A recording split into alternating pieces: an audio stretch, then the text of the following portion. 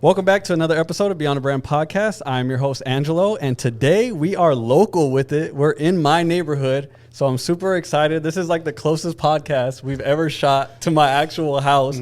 A new restaurant opened up just down the street, so I'm glad you guys are closed today because we don't have to smell the amazing food while we're podcasting. Yeah. But we have the owners of Don Hector Tacos in the building. We have Trevor Brown, the pride of Trevor Brown. We'll talk about why they called you that. We'll talk about that. Tom Ferguson, shout out to you, Fox 10. The pride of Trevor Brown and his amazing wife, Rebecca, in the building. The pride of La Jolla. Oh, okay. La Jolla? Yeah, La Jolla. There you go. Yeah. Okay. That's what's up. She grew up in a better neighborhood than we did. But thank you guys for having us in your restaurant Thank you, today. man. Thank you I'm for being super here. excited because this is an exclusive. We were talking about it off the pod. You guys have done a ton of news little segments. Obviously, you guys have your content on your Instagram. Yes. But this is the first long form podcast or anything that you guys have done. Yes, it's been a long time coming. We've been wanting to tell our story.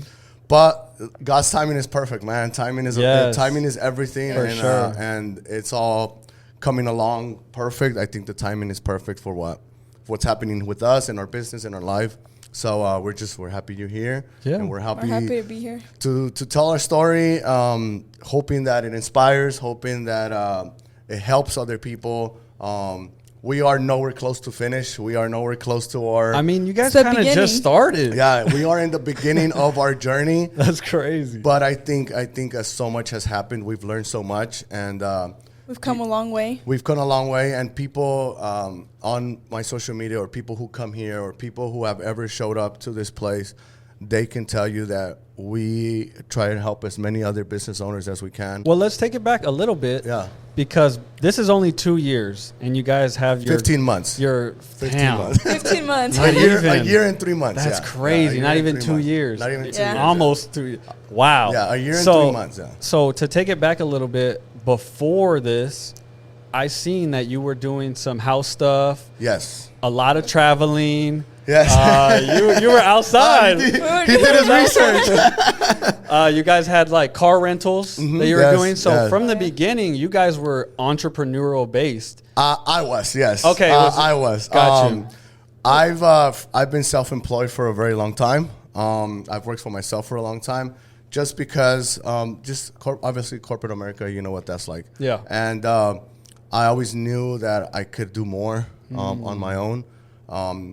It's difficult. It's not easy. Did someone in your family show you that, or a friend, or I get it from my mom. Your mom? My mom Yeah. is a hustler, man. She has never had there's been counted times in her life where she's actually had a job. But my mom has survived all of her life on her own, working on her own.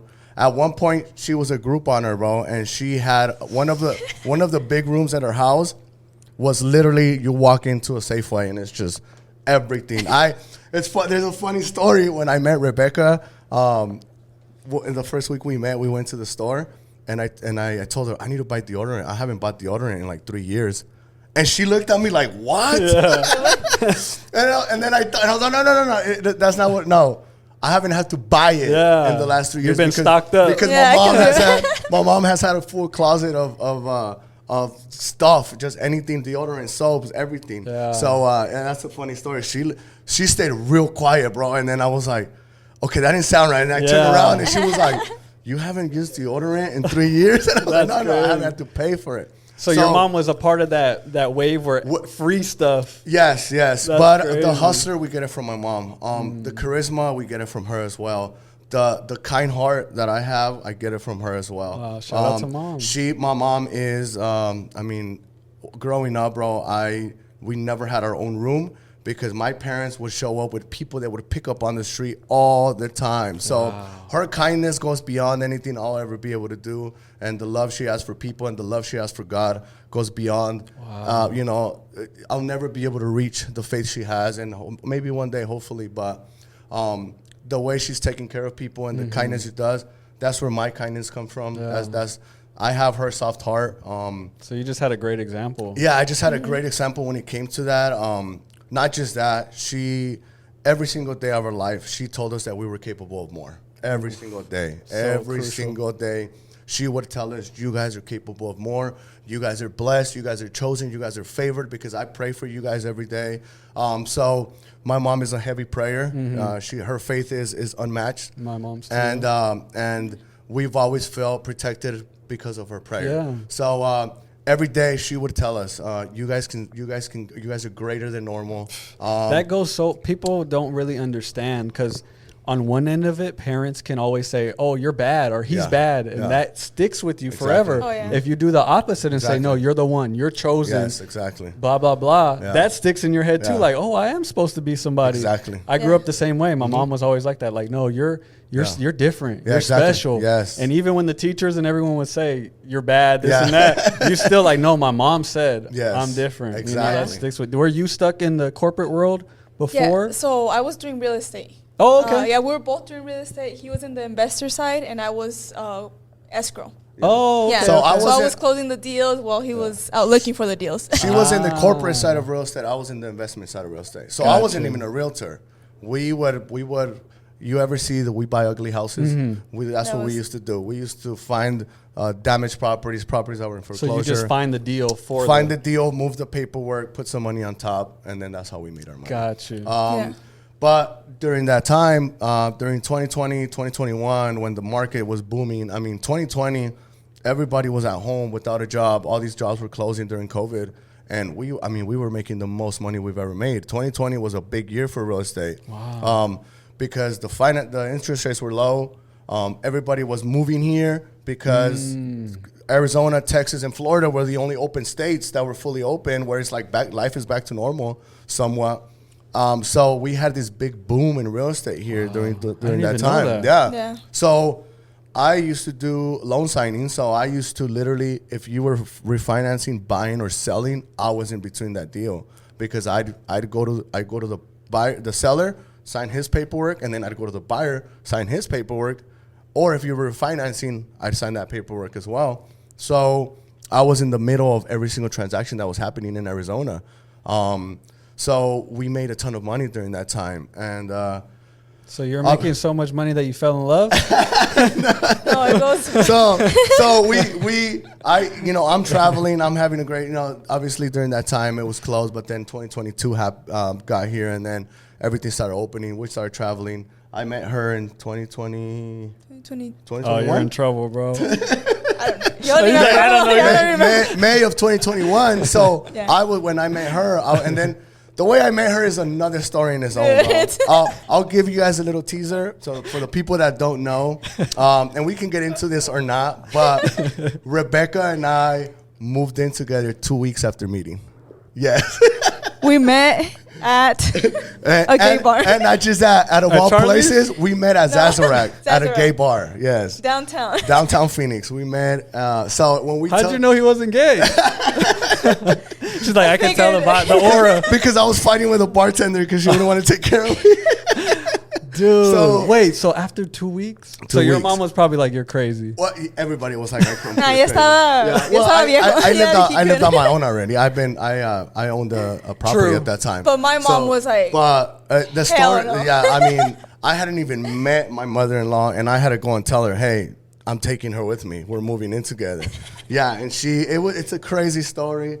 But yeah, we moved in 2 weeks after meeting each other. Coincidentally, it happened that way. Coincidentally, yeah. It did really in reality. So we moved in together 2 weeks, and literally we've been in. A lot of people might know, but we've been inseparable ever since. Since the day we met, even those first 2 weeks, we saw each other every single day. Yeah. So in our we're coming on 4 years of being together. In May of 2021 will be 4 years.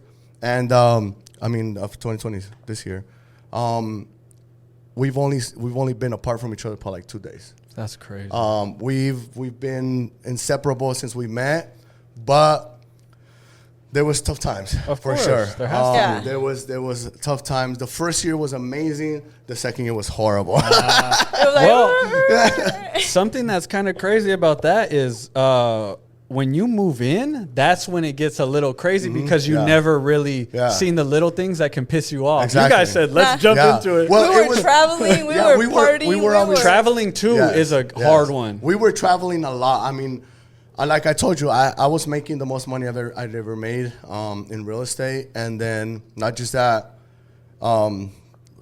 back to the story of how we moved in together. But anyways, I owned my own property and she did too. I helped her get her own property as soon as we met. Literally within the saw first 2 that, weeks, yeah. I helped her get her house. So one day, I told her I was going to sell my property and we were going to move into hers. And then we did more traveling. I invested the money, and this is probably going to start warming up into what we're going to talk about. But every time I got some money, I would tell her, oh, I'm going to start this business, and I'm going to start this business, and I'm going to start this business. And it was like every 3 months, it was a new business. And every 3 months, I was losing money. And every 3 months. So when I bought the food truck, without her consent, Oh, that's scary. she hated me, bro. She was upset. So kind of let's go back at that time, I was working at the escrow company and he was doing the real estate. And then, so we were very stressed. We were living 2 different lifestyles.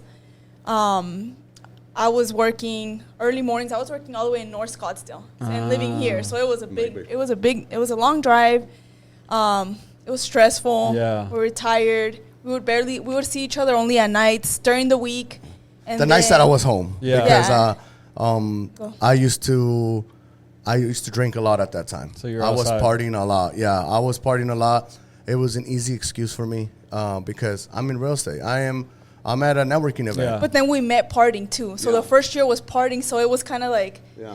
it was okay. But then now I Yeah. was like, okay, I'm not okay with it anymore. The second let's year, grow. yeah. The second year, she hit a wall where it was like, okay, this is enough. Like, if this is what our life's gonna be like, I'm tired. Yeah. So I used the excuse that, well, I've got to go to this networking event. I got to go to that event. And it was like late nights drinking and Yeah, not to bash on this isn't any bash on the real estate industry, but the real estate industry parties. The food industry The too. Yeah, and the Yeah. food Oh, industry, yeah. yeah, Yeah. the bar industry, anything that has to do bar, restaurant, real estate, and the real estate, it's a lot of celebrating too. Yeah. I mean, because you close a deal and that's a big deal. You're not getting paid chump change. You're getting paid a big, Yeah. you're getting big checks. You know what I mean? So the real estate industry parties, and I use that as my excuse. I use that to cover my drinking and my partying that I was doing, and I was doing it heavily. I mean, Yeah. I was, and I'm not embarrassed to say this because this is part of my testimony and how much I've grown as a person. And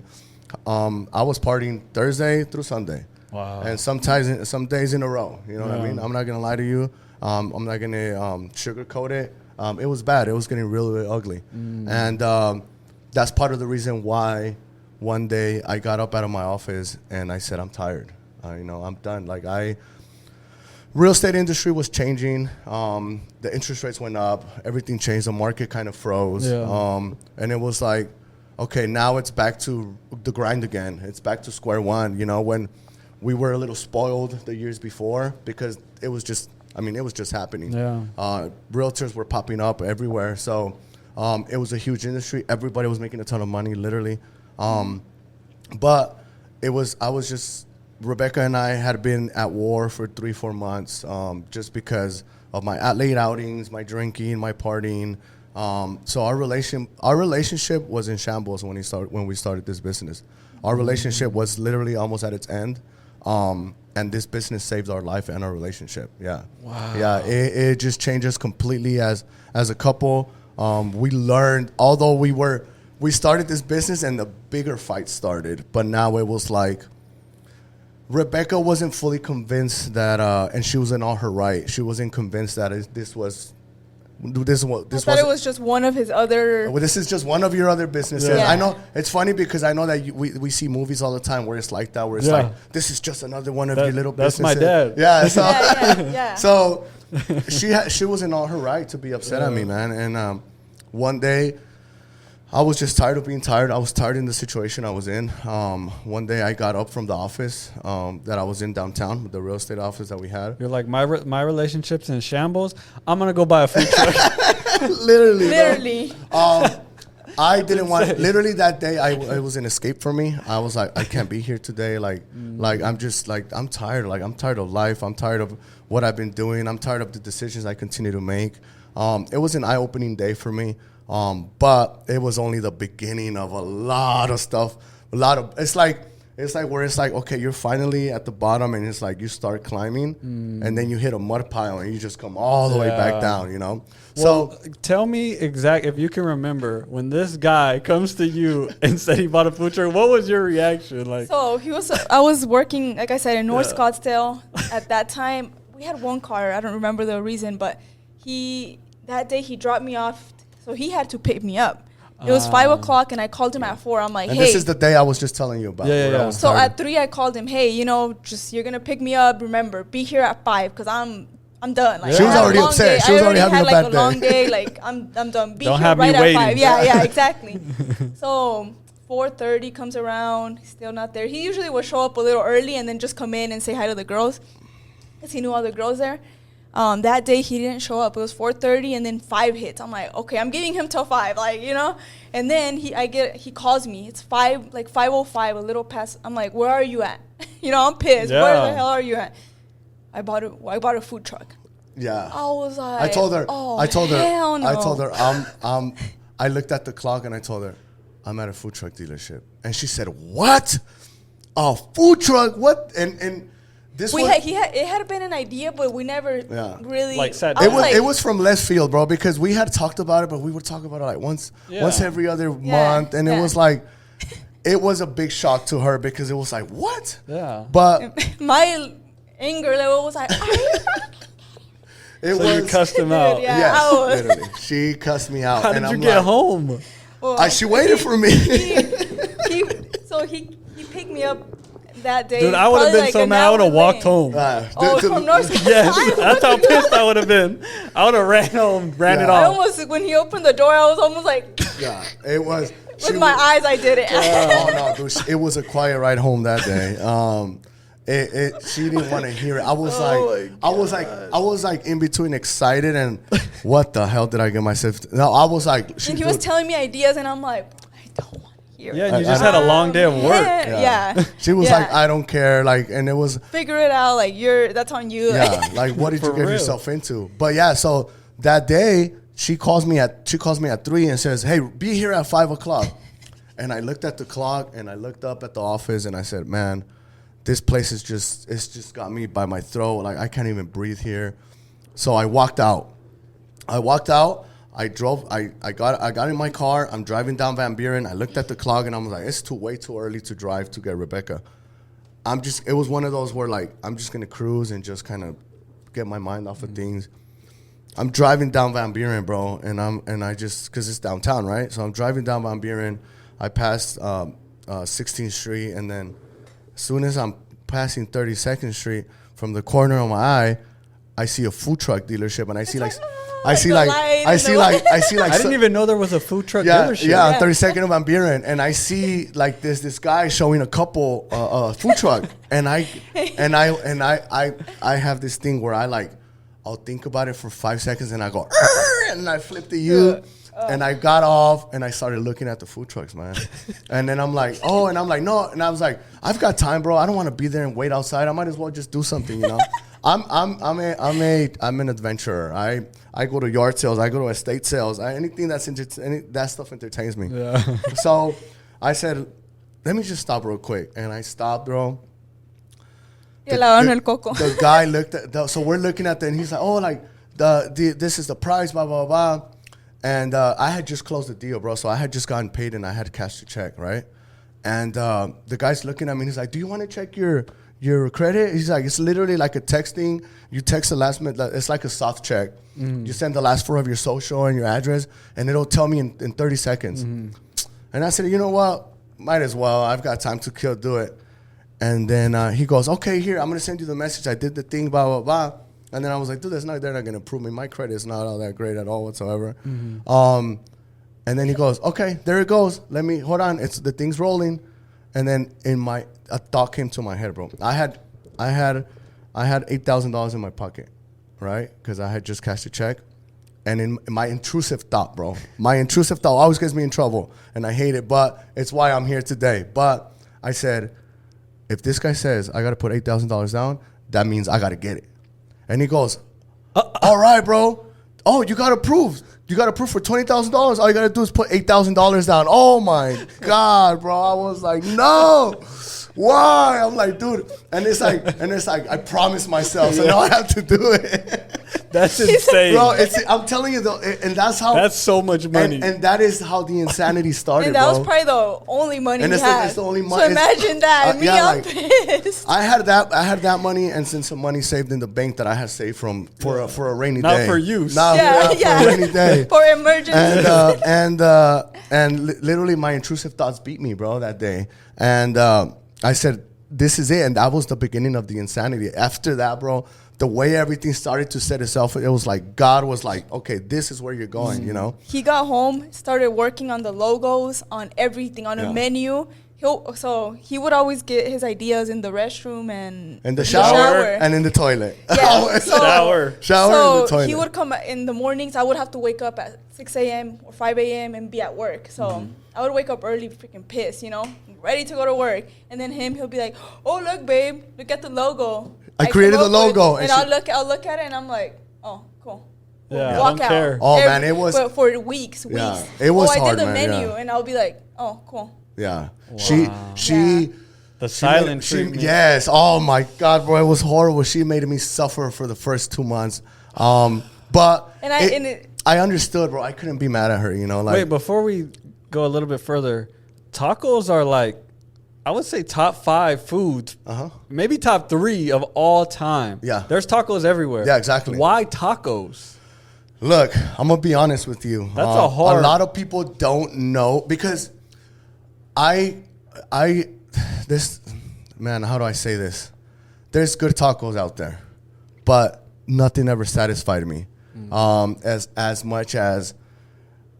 much as when I go to LA and when I go to Tijuana or when I go to Mexico City or Guadalajara, where it's like, but even then, I would say, man, so if I was in like Guadalajara, I'd be like, man, this taco would be great if it had this from the taco I had in LA.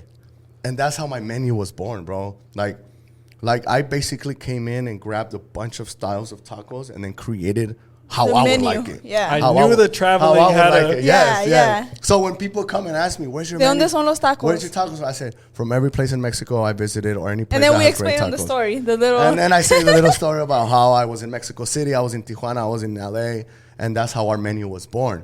So the way our menu was born was that it's like, okay, how do I create a taco where I'm fully satisfied? And not just that, you saw that our tacos are big. I like to eat, and anywhere else I go, bro, I have 7 to 10 tacos. Yeah. But, Too. Damn, but, damn. but No, me too. I would say damn, but I do the same shit. but I never order them all together. It's always like, and it's just small little details that make a big difference, because I would order 4 tacos and then be like, oh man, those were tiny. I need 2 more or 3 more. And then by the time the next one I'd comes, get up, but then already 3 people ordered before me already. And so by the time I get up and order, already 15, 20 minutes pass, your brain already tells you, okay, you're full. You're you good. Know, you're good. Yeah. And then I'm like, damn, now I don't enjoy the tacos that Yeah. much. Because no matter how much of a fatty I am, I feel some type of way about saying, give me 10 tacos. At once. Yeah. So that's how that was born, bro. But originally, I wanted to make hamburgers. Ooh. Mexican hamburgers. A lot of people don't know, but in the south of Mexico, they make burgers with the patty, the grilled ham, hot dog cut in half and grilled, and then put on there pineapple and Yep. stuff like Shout that. out to Abe at Que Suave Tacos. Oh, He yeah. does an Ingasu burger that has the hot dog on Yeah, it. yeah. Damn, we gotta go try that. So that was my original idea, and then I started doing my research, and it was literally a 30-second idea. I started doing my research, and I'm like, no, I'm gonna stick to what I know. and I know tacos. I am good with the grill. I know tacos. I know burritos. I am a burrito guy. Just from like barbecues, carne asadas and stuff? Yeah. or- Yeah, If probably that, or- probably 10 years back, I became a real steak guy. I became steak. My carne asadas were no longer carne asada. It was typically a ribeyes or Gotcha. whatever. So that was my idea. That is why we use our USDA Prime. So when you eat our meat, and you had it, it's juicy, it's tender. It's literally like you're eating a It's steak. fire. I Yeah. will say I wanted more of the Don Hector tacos, Yeah. but I can't handle cheese. Yeah. So I just did the one, Yeah, but it yeah. has the green chilies Yeah, in there. yeah. Oh, that's That's- just fire. So- that's the one. Yeah, so that's why when and not just that. The story goes deeper than that. Shout out to Theo Joe from La Calidad Meat Market. He pushed it on me, the USDA Prime, because I would still I would still cook my steak like an actual steak. So my carne asada, I cook it like a steak. Okay. Literally, whereas that's my process. I don't cook it like a carne asada. I treat it as a steak, literally. Gotcha. One day, Theo Joe, shout out to him. I love that guy. He helped us so much. One day, he kept telling me, hey, man, if anybody can push the USDA Prime and charge top price for a taco, it's you. Because you've got it. And You've we got were the fire. in the. we were met we were him. already in the food truck in the Grand? parking lot. No, we were on 83rd and Camelback. Oh, we were still on 83rd And Camelback.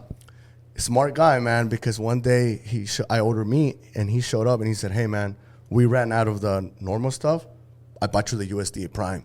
I'm going to charge you the same price, but just get it and Just push try it. it. Just Try try it, it. Just Kyle. try it. Smart man. He knew what he was doing. God He knew what he damn. was doing. He bro. hustled you Yeah, but no, for the but- better. We grilled that and we're like, I grilled it and I ate it. I did a video. That video got like 15,000 views. And that is how Jen, Taste of AZ, found me. Wow. And so it just that's where it all begun. So now that's why Now it's premium. now It's it's a premium. It's a premium steak taco. So in the middle of a night, I would get up and I couldn't sleep. Man. For the next month, I proceeded to not sleep. I mean, I was going to sleep 3-4 in the morning. The first 2 weeks, it was more like, what the hell did I get myself into? oh, man? by the Like, time he ordered the food truck. yeah, Going by back to the time story. By Yeah. the time I ordered the food truck, the next 2 weeks, man, it was just, I wasn't sleeping, man. Honestly, the second, third day, low key, she probably doesn't know. I don't know if I've ever told this, but I was figuring out how to return the food truck because I'm like, that I don't know what I got myself into. Rebecca hates this idea. That's the hardest part. She's giving me the cold shoulder. I can't fathom how that would work because everything that I've done when I quit my corporate job, it's my wife saying, quit your job. Yeah. And I'm like, no, Yeah. no, quit your job. So I can't imagine if I told my wife I'm doing something and Yeah. she's like, I don't want to hear Yeah. about it. Yeah. I would Yeah. stop everything Exactly. too. Exactly, yeah. So, but it was more, it was more that I knew she had a right to, because I had put her through so much with Yeah. Yeah, my like, little businesses, and I would any money we'd get, I spend it trying to And invest also, it. you didn't sit down and have a Oh plan. no. yeah. And even now, like I think about it too, and I'm like, damn, I was so mean. Like I feel so bad about that time. But then now I see, I'm like, we've both grown, and he's forgiven me, and I've forgiven him, and Yeah. we're at a different level to where that doesn't matter. Yeah. And I'm glad, like, to be able to tell the stories Yeah. to help other people, Yeah. other couples that Yeah, you we're, can we're- get through it. We're Yeah. not ashamed to tell the story of how Would ugly you it change got. that? No, because I think it's made it what we are now. I'm gonna be honest with you. It lit a fire under me because I was like, if she doesn't believe in me, I've got to make this work. I've got to gain her trust again. Because when we first started, yeah, she believed in me, man. She was like, anything I want to do, she's like, yeah, baby, let's do it. And then it all started failing, bro. And it was like this is just one of your other ideas that's gonna fail. Because why? Because I wasn't fully focused. The drinking was still passionate about the it. drinking and the partying I was. mean, and financially too. Yeah. Like it was very stressful. It was just. I a lot. continued to put ourselves in a financial hole because if I grabbed a big chunk of money, my first reaction is invest it and do this and do that, and she wouldn't see any of the money ever. So it was like every single penny I've got, it was like, okay, this is the next great idea, and this is the next great idea. So it gets to a point where you're like, Yeah. okay, I don't. So it gets so. Prove to me. Prove to me. So the cold shoulder she gave me, bro, lit a fire under me, where it was like, I'm gonna prove to everybody and to you, but now this is not just proving to you. I have to make it up to you, for failing and for putting you through all I put you through, all the financial burdens I put us through. You believed in me at the beginning, but then it just becomes so much that you're like, okay, yeah, no, like, this is just another one of your little businesses. You're just going to spend all the money we have and start over. and start all over. And then we're in a big financial hole once again. So it actually, I wouldn't want it to change, bro, because it lit a fire under me where I was like, I'm gonna prove. I'm not to everybody else. I'm gonna prove to them that I can do this. Yeah. But to you, this is my redemption. To you, this is my. I'm sorry. This is my That's crazy. one Yeah. day. This is my one. And I used to tell her from the beginning. She's gonna cry. Wait, so what was finally the thing where it flipped, where you were kind of like, okay, can you remember? I want to what that say was? when we got the Grand, Yeah, the Grand property location. in Grand. Yeah, the grand location. But it took, how many months did it take? 7 months? 4 months. No, Well, 7 3 months. in the Yeah. backyard. Yeah, 7 months. It's total, because yeah. when we were doing the backyard, I was working I was still full on at my job. Gotcha. So I was full time at my job, just working. I was just helping him on Fridays after work and then Saturday. Yeah. Gotcha. So I was doing. It Part-time. was very stressful. Yeah. Yes. So, Yeah. And then I quit my job, and we were already on 83rd and Camelback. Yeah. Ah. So Yeah. I put her through a lot, man. Even when I quit my job, and we had the worst month Yeah. ever. Yeah. So I started when I started the back when I stared in the back. This is insane. Well, exactly. I told you it was an insane story. It's a long, funny, inspirational, sad story. But when we started in the backyard, we started like, okay, we were busy, bro. So it's like, okay. It started as like, literally, bro, I'm gonna be honest with you. It started as, this is just gonna be Thursdays through Fridays, Thursdays through Sundays, 4 days of the And week. whose backyard is this? This is my brother's backyard. Your My little brother's bro- backyard. My little brother's You backyard. went to him and said, "Hey, I have a food truck." No, I was gonna start from selling out of the just to go orders From the Okay. house. from the house. condo. Yeah. Oh, from her property. Because Yeah. because Where we live right now. we got the food truck, bro, and they told us it was gonna be ready in 9 weeks. And one day, I woke up in the middle of the night sweating, bro, and like just revelation. God started talking to me a lot, bro, during this time. Everything that was happening to me, it was like God was setting me up. He was calling me, bro. He was like, "You're gonna need me. You're gonna need me." So he was giving me revelations throughout this whole process. One day I woke up in the middle of the night sweating, bro, and I screamed and I woke her up. I told her, "Babe, the food truck's not gonna be ready in 9 weeks. We don't have any more money. I've already spent all the money we have. We've got to start making our money back." You Like, told her this at like 4 in the morning. No, 4 in the like, morning, 4 in I'm the like, morning. I gotta wake up in an hour. Shut the hell up. so, Shut up, dude. so Let I'm me telling you, bro, sleep. the She late, just grabbed her pillow and Yes. walked to the living room. yes, Dude. the late nights, man. the late nights continue to, man. That's why the late night is where everything. I know you're telling the truth because I can see on her face she remembers the exact. I can I see. Yeah. wake up in the morning. Yeah, and Hi. so Oh my god. so I tell her we have to start now, and She's like right now. She's like, and I'm like, and she goes, "Babe, it's 4 in the morning. Go to sleep." I didn't go to sleep, bro. I got up and I was like, okay, I've got to start creating the menu because I had an idea of how I wanted to do stuff, but I hadn't created anything. So I opened my pantry, bro, at 4 in the morning, and I started making the salsas. Literally, I started making the salsas with whatever And we're the people that we don't have groceries at our house. Yeah, we don't have groceries at our never- house There's maybe at all. one tomato randomly that we bought. yeah. because An we old need food. tomato. Yeah, yeah. literally. Ryan is Ryan on one side. So cut the corner out. So it's funny because this is not to but everybody always says how great our salsa is, and I tell them, they're like, "How do you make it?" I'm like, "Man, only if you guys knew how that salsa was born." I was was like, everything. 4 in the morning. 4 in the morning, I opened my pantry. There was chiltepines. There was 2 serranos in the fridge, and there was these crusty chiles de árbol that you grab them, they just fall apart. That's We're how like, old damn, I they don't were. know how, when we bought these. That's but- how old they were, and that's how my salsas were born, bro. And So the salsas were first. yes, the salsa was the first thing that was born, the salsas. So that I get up the next morning, I start ordering. Like I've probably like got $4,000 in my name now. That's all I've got, and this has got to get me through. I don't know how long, because I'm not making any money. Yeah. I'm already more focused on this. I'm hardly showing up to the office anymore. I'm focusing on getting this because I'm like, okay, I got to go all in. So I start ordering everything. So now I already got the food truck and I've got the expenses that I needed. But now I need a grill and a griddle so I can use it in the backyard. Those And I'm things, at work looking at our Ring camera with all the stuff coming in from Amazon, and I'm like, you know, like, just what? boxes. my Yeah. neighbor from upstairs calls me one day and says, hey, he's Eli. Shout out to Eli. He goes, "Hey, homie, Spencer to bother you, man. I love the guy. He was a huge help for us. He said, hey, bro, Spencer to call you, but bro, you got there's 15 boxes of Amazon, and they're just here. You want me to hide them? You want me to put them inside the house? And I told him, look, bro, it's a lot of boxes. Just grab them and just hide them somewhere. Just hide them behind the door. Yeah. Hide them in the corner. So every day he would come, hey, bro, there's a package. There's an Amazon package. And I'm looking at it. He was our guardian angel at home, Wow, bro. that's He really fire. was.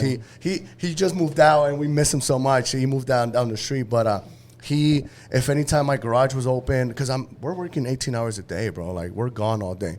We'd come home at night. We have our garage through an app, and it'll tell us your garage has been closed for 17 hours. And it's like, it was like every night. It's like, you got to remind me that I've been gone for 17 hours.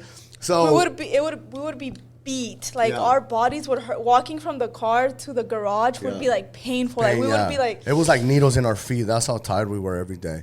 So finally, we start buying everything, bro, and we're maxing out the Home Depot credit card. I mean, now it's now we're maxing out every single credit card we've got, bro. We're getting ourselves into this huge day. Yeah. So now I'm still mad. So now she's mad because I'm maxing out the credit cards, bro. So I'm still working. So for the next 3 months, bro, Rebecca took care of her bills, my bills, and the house bill, and she was funding the business, bro. While she's mad. While she's mad at me. I'm mad. While she's mad at me. So regardless of how much I say hated me, because that's just how I express it. Regardless of how much she hated me, there was still that she loved me, and she's like, I don't know what her thought process is, obviously, but she was there, bro, and she funded the whole thing. 3 months, she paid my bills, her bills, the mortgage, the light bill, and whenever she'd get her bonus at the end of the month, I'm gonna be honest with you, bro, I take it all to fund the business. We funded the business with all that, and during this time, she hated, bro. She can't even look at me, But So this is the real owner. Yes, she's a real owner. She's a real G. So she stuck with me, bro. She did something that I know that some women wouldn't do. For sure. She did everything for me. She set me up for success. Because now I'm fully in here. I've already spent all my money. All my money's in everything we already bought, and but. I think more than anything, she saw, okay, like, he's really passionate. Like, I'm still iffy, but he's really like working. Because I'd be up late nights, I'd be up early mornings, and I'm not a morning guy, bro. Stopped the drinking. I stopped drinking completely. We started going to church. Yeah, one day she looked at me and I said, what? I said, what is it going to take for you to just believe in me and believe in this? She said, change your lifestyle, because yeah, you're doing great, but on the weekends, it's like it all goes to hell. You know what I mean? So I told her one day, I woke up and I told her, okay, I'll stop the drinking completely, and I stopped cold turkey for 6-7 months. I did not have a sip of beer or alcohol, and that's where she was like, okay, like, things are changing. There's a shift in him. This is the longest I've ever gone in my 15 years of 20 drinks, 20 years of partying that I've completely stopped. Yeah. Now my only focus was this. Now it wasn't like, oh, I want to go over here or let's go to this bar. No, now my focus was fully here. So she started to see that, and I started to see the change in me, where it was like my heart was softening up, and it was like, now I just want to help people. Now I just want to focus on what I'm doing. I love what I do, and that's where it all started. And so finally, we set a date for our soft opening in the backyard, in my brother's backyard. I tell him we're going to do to-go orders from my house, and he goes, look, bro, the backyard's right there. It's a big backyard. It's got a side gate. It's on a corner. It's perfect. Take it, do whatever you want. So wow, shout out to brother. Yeah, so my little brother, he helped us out a lot there. But so finally, it's like we set a date. We set a date for our soft opening. It was 3 weeks out? It was 3 weeks out. And then, bro, once again, I wake up in the middle of the night screaming, oh, man, Rebecca. And she goes, and it wasn't that late yet. She goes, what, babe? I'm trying to sleep. And I said, we've got an opening in 2 weeks, and I've never cooked none of this stuff. It was 3 weeks. 3 weeks. And I've never cooked any of this stuff. Like, I have an idea. I have an idea of how I want my taco to look and everything. We had uniform, we had hats, we had everything. We had never cooked one meal. Never cooked one meal. And I looked at her and I said, oh, no, here we go again. And I said, I've never cooked. I have an idea of how I want it to look, but I've never actually We cooked haven't it. shopped for the ingredients, so now we're shopping around trying queso from here, this Yeah. from there, Yeah. trying everything out. So that week we proceeded to say, okay, I've got to. So the whole, she's still at work, so she's still working, and I started just literally going to the store and buying. At this point, we don't have money anymore, so I'm buying 2 pepinos and 3 rábanos and 5 pounds of meat just to feed 4 or 5 people so they can try the food. So I finally go, and then the first week we scheduled friends. Well, no. So the week prior to that, the third week before the opening, we did the. Oh, we did taquiza. my So that was like our original thing. We did a taquiza for his Yeah. sister's baby shower. my sister's baby and we shower. had our logos and everything. Yeah, Like yeah. we did the whole I thing. didn't have any money, bro, and she was just gonna have like desserts, and I told her, hey, I'll do the food, I'll buy everything, just be easy on us. This is just to do a tryout, Yeah. and I'll take care of everything, and I'll feed your guest. So that was our original. That's perfect. That was our Yeah. original, our first ever where we served food. Yeah. We got there, man. Everything was going We wrong. got there 40 minutes before. No habíamos asado la carne. We had to Yeah. asar la carne. I cut my finger. I almost Yeah. cut my finger off. I Rebecca didn't wanna- almost Because you chopped were her so finger off. nervous? Yeah, I never cut meat before. I never grilled meat. I never done Oh anything. my God. Yeah, bro. Yeah, so she's chopping meat. Bro. She's chopping And meat. I chop and She I- turns and looks at me and says something and goes, bah! Ah! She starts screaming, bro. No, I didn't tell. I didn't scream. She just- I was like, damn, if I tell him, he's gonna be pissed. So, but Because I'm there telling was her, be blood careful, everywhere. be careful. Blood everywhere, bro. And we're like 30 minutes from having to serve the whole party. And bro. then everyone's like, "Are you guys ready?" And everybody's like, you guys ready? I'm like, no, we're not ready. So that was our original one. And then, but we just served tacos, just regular plain tacos. We had the veggies. And there's no everything. pic, but it was like a little setup, tiny. Yeah, Yeah. It was the worst taquiza in the history of tacos.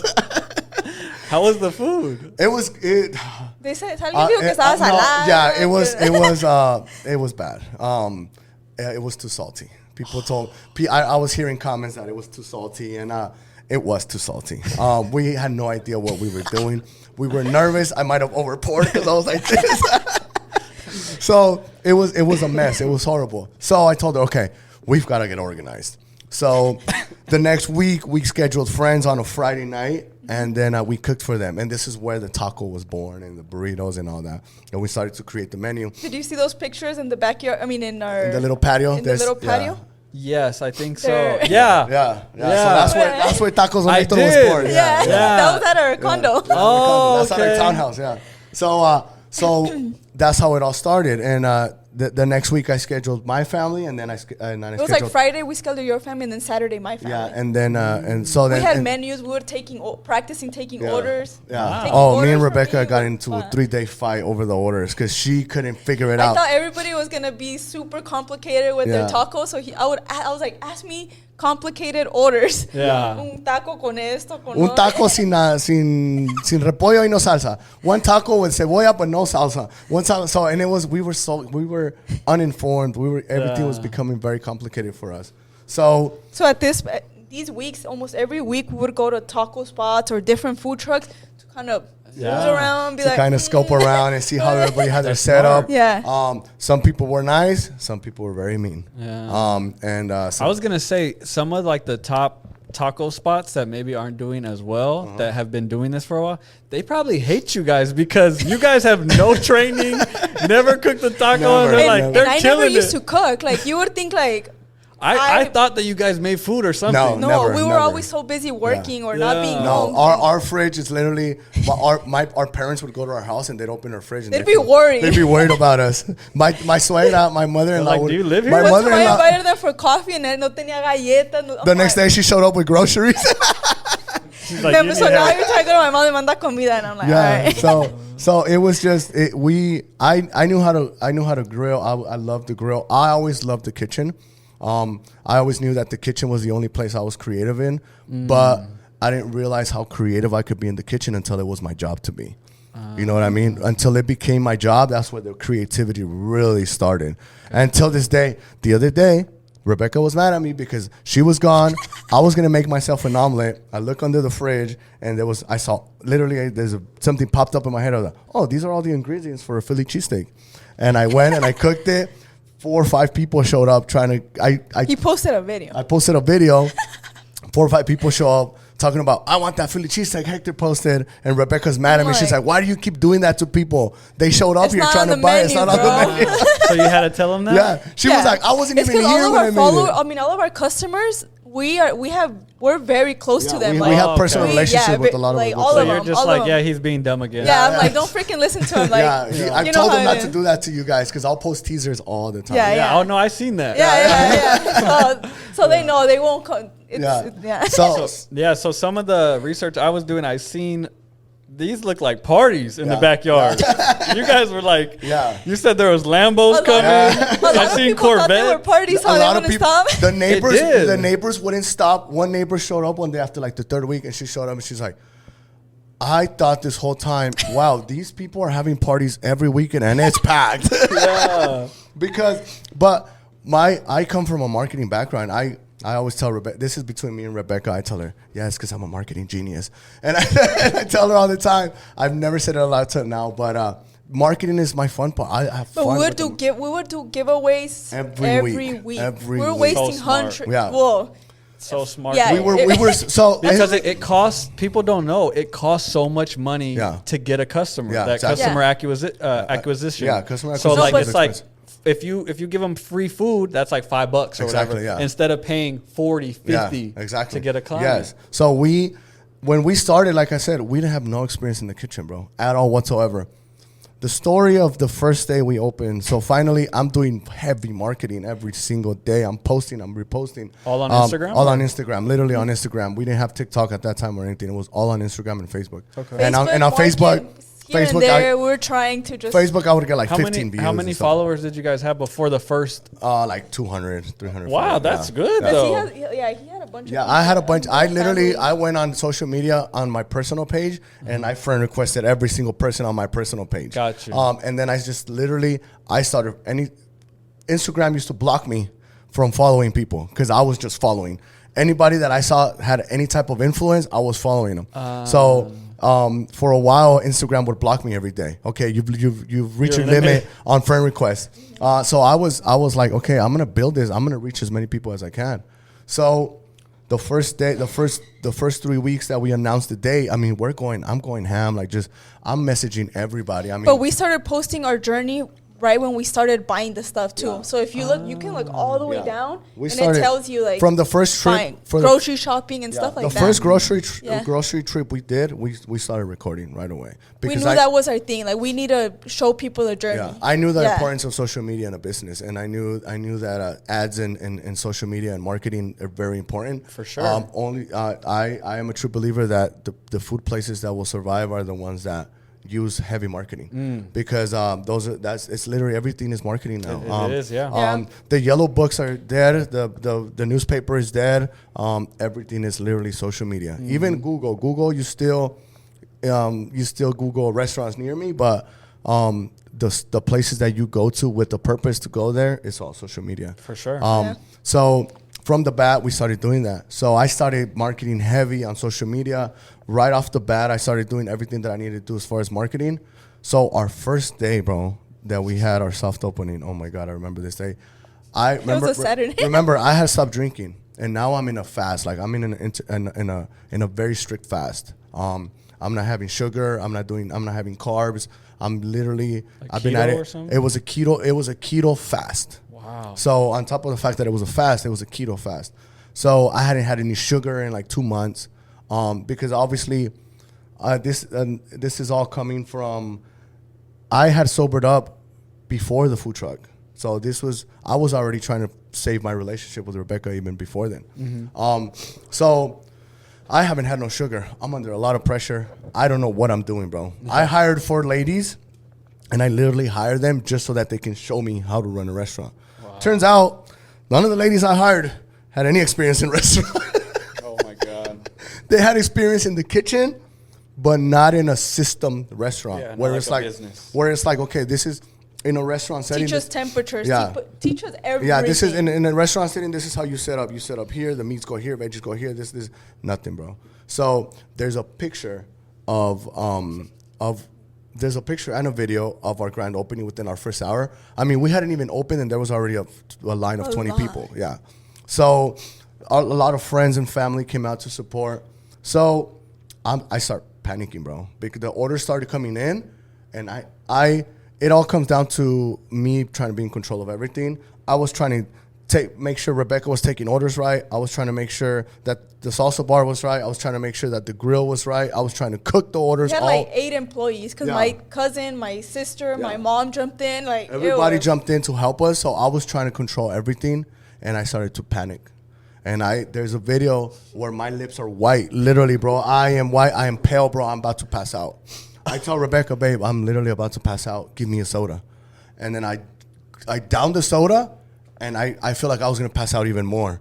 And I'm like, okay, the sugar didn't work. Give me, and there's a video where I tell my mother-in-law, deme unas horchata. Give me an horchata. I downed the horchata, bro, and literally within 30 seconds, I'm like, ugh. I haven't had no sugar in 2 months. Ugh. And then, bro, I felt this knot in my stomach, and I ran to the back, bro, and I started throwing up. And I literally told God, please take me now. Literally, bro. And this is serious. This is in all seriousness. I wanted to die, bro. I was like, how the hell do I get these people out of here? I'm a failure. I can't do this. This is impossible. Please, God, if there's any day that you want to take me now. And I literally just wanted to crawl up in a ball and disappear, bro. Have you struggled with the anxiety? And yeah, it's just normal anxiety. Because that sounds like a panic Yeah, attack. It was a lot of pressure. It was a lot of pressure. It was a lot of pressure. For sure. This has to work. And at that moment, I said it was impossible for me. I said, there's no way I can do this. And I put my head down and I just started praying, bro. I said, God, whatever it is you want from me, please just guide me. I'm tired. I am exhausted. And that was my first encounter with God where I got up and I told Rebecca that God spoke to me. And I got I was on my knees already because I was throwing up. And then I was just crying, bro. And I'm like, how the hell did I get myself in this predicament? This is impossible. I'm failing the people in line. They're all family and friends. This is embarrassing. I'm going to fail them. I just want everybody to take off. I don't want to see nobody. I just want this to end now. And I started praying. I said, God, please, please, please, please, tell me something. Give me a sign. If this is where you want me, you're going to get me out of this right now. And I heard a voice in my head say, let somebody else take control. And I got up, and I literally, I got up, and it was like, bah, I snapped out of it. I got up. I went to the kitchen. I said, okay, my job today is to take care of the customers. Miriam, what's her name? Miriam, you're in charge of the griddle. You're in charge of the grill. Rebecca, you're on your own at the register. This is it. And everything just changed from that moment. I just focused on helping the customers and serving the food and everything. And then it was like, okay, perfect. This is going to work. And then we go home. I cried in between that too. Yeah, I went you were to the having back. your own. Yeah, at another time. She was having her own meltdown. Yeah, we didn't even have time to talk in between that. We were probably just fighting in between that. She was having her own meltdown. Yeah, and I went to the back and I started crying, and then I'm like, there's a bunch of people out there, and then got myself together and So oh my God. it was horrible. the ride home was a quiet ride home. And we got home and we parked and we looked at each other and I told her, We can't do this. We can't do this. What did we get ourselves into? Oh my God, dude, what am I going to do? And at that point, I wasn't like, you did this. You know, it was like, shit. I felt bad. Like at that point, I felt bad. Yeah, she knew that I was breaking, like that. I've worked so hard for this and I worked so hard to get to this day. And then to me, it seemed like a failure. Not obviously the people showed out. Yeah. Everything was great. But I felt like a failure inside because I'm like, I can't do this. There's no way. I have no experience. I don't know what I'm doing. I don't know how to set up a kitchen. Mm-hmm. Everything was going wrong that could happen. So I told Rebecca, let's sleep on it, and we'll see tomorrow. And I think that was the beginning of me actually believing in him. Obviously, it took after I quit my job, different stuff went on, but that was actually the beginning of me actually, okay, he's serious. Yeah. So there's a change. There's something.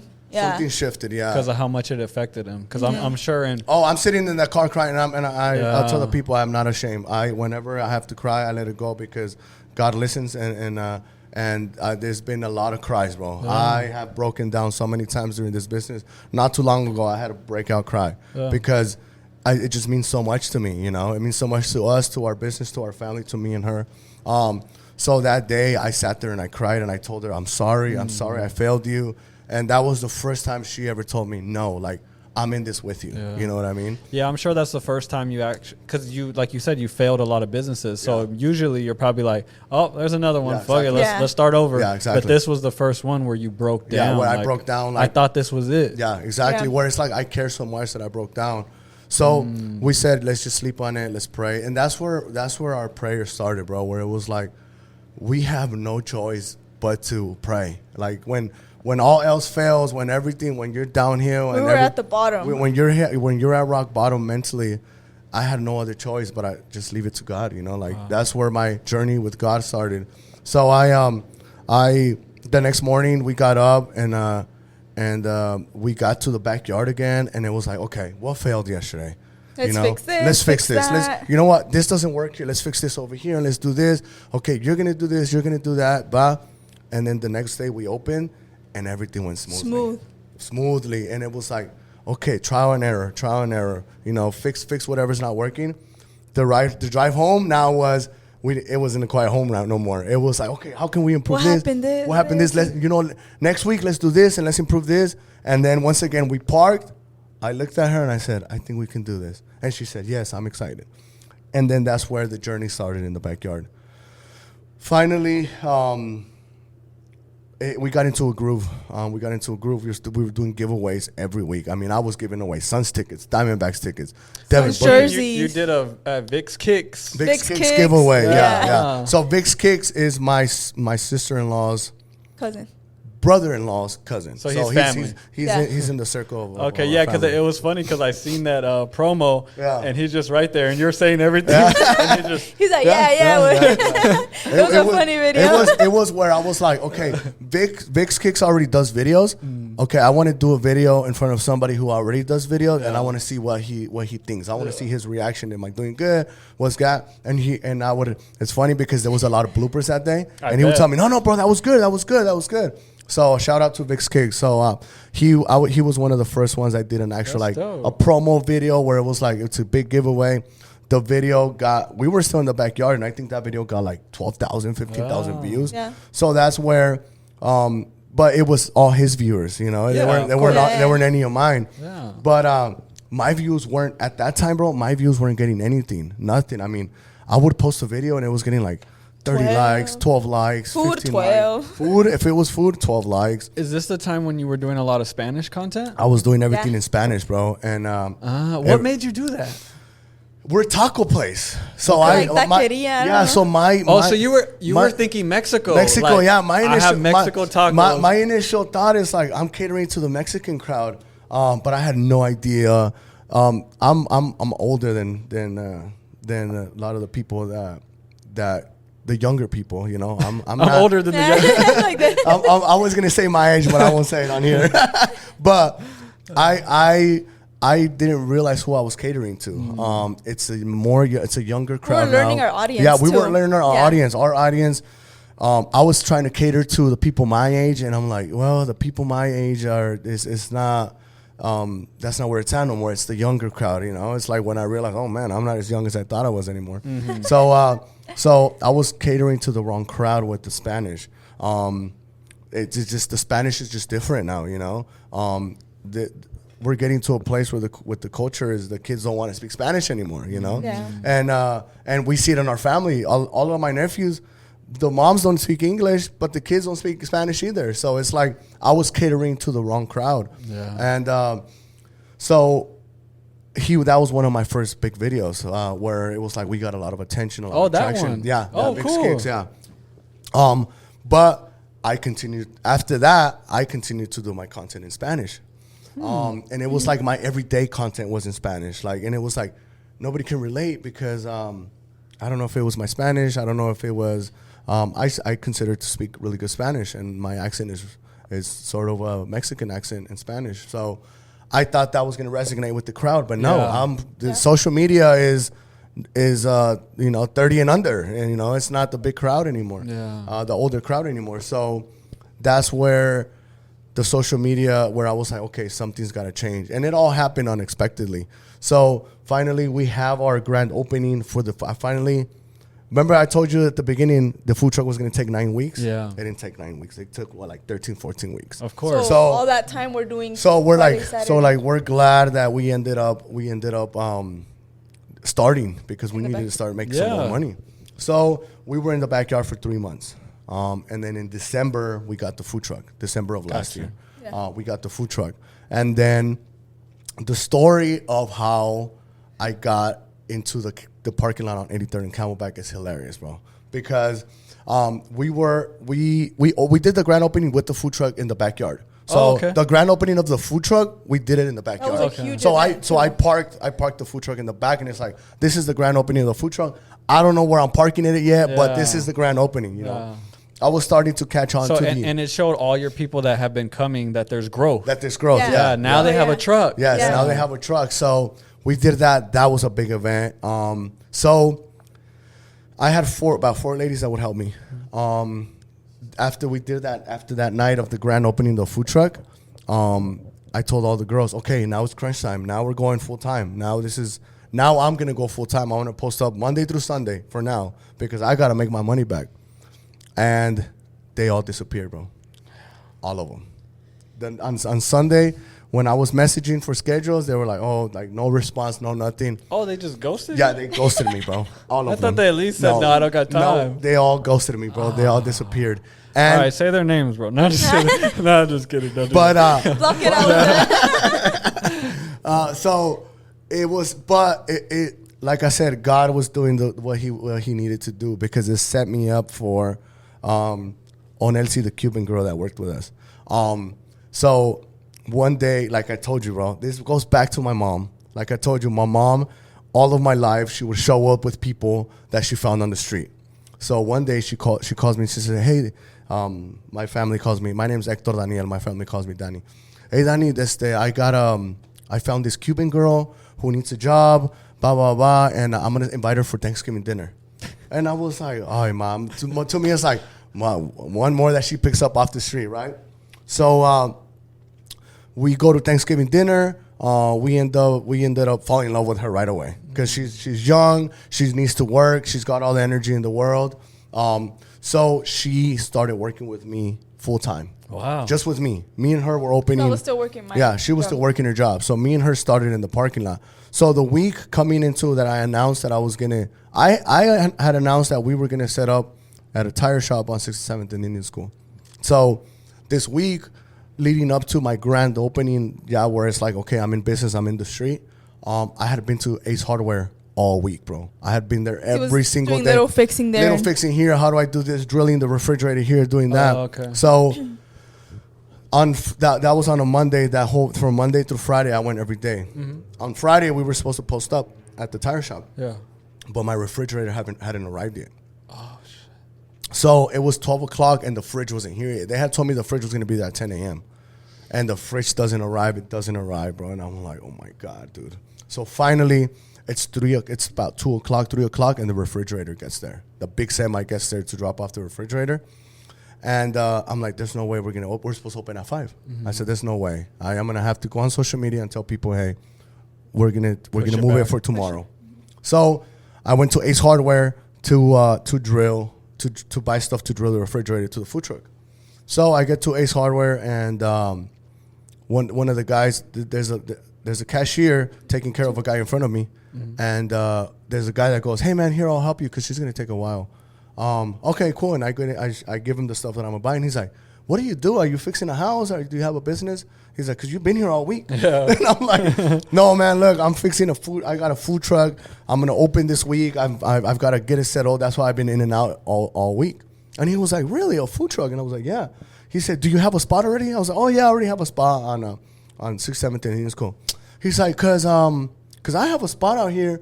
I used to have a barbecue guy here, and then I need somebody else to come post up. And I was like, really? But I literally, bro, and shout out to Felix from Ace Hardware, I was kind of blowing him off. Like, oh, no, like, I already got my place. Like, no, thank you. And he goes, let me show you. And we go outside, and I look at it, and I'm like, oh, yeah, it looks great. Yeah, whatever. And then he goes, yeah, man, come by tomorrow. He's like, come by in the morning. He was like, just do it in the morning. And I was like, oh man, my menu is at night menu. Like I sell tacos. He's like, add a couple breakfast burritos and they'll buy that and your stuff. Yeah, because a lot of the people working, they work at 6 a.m. So by 10. Yeah. Yeah, because there's an Ace Hardware and AutoZone. He's like, this AutoZone and Ace Hardware, you'll do great. And I was like, oh, okay, cool. So finally, I get in the car and I'm like, oh, whatever. Like, and I'm like, I didn't pay for the stuff I was supposed to get. I left it inside. And I was like, oh man, I forgot the stuff. I walk inside. So I was just blowing them off. We're like, yeah. Like, I walk inside of Ace Hardware again, and then the girl that was taking care of the other guy before, she goes, hey, Felix already told us you're coming tomorrow. And I was, oh my God, bro.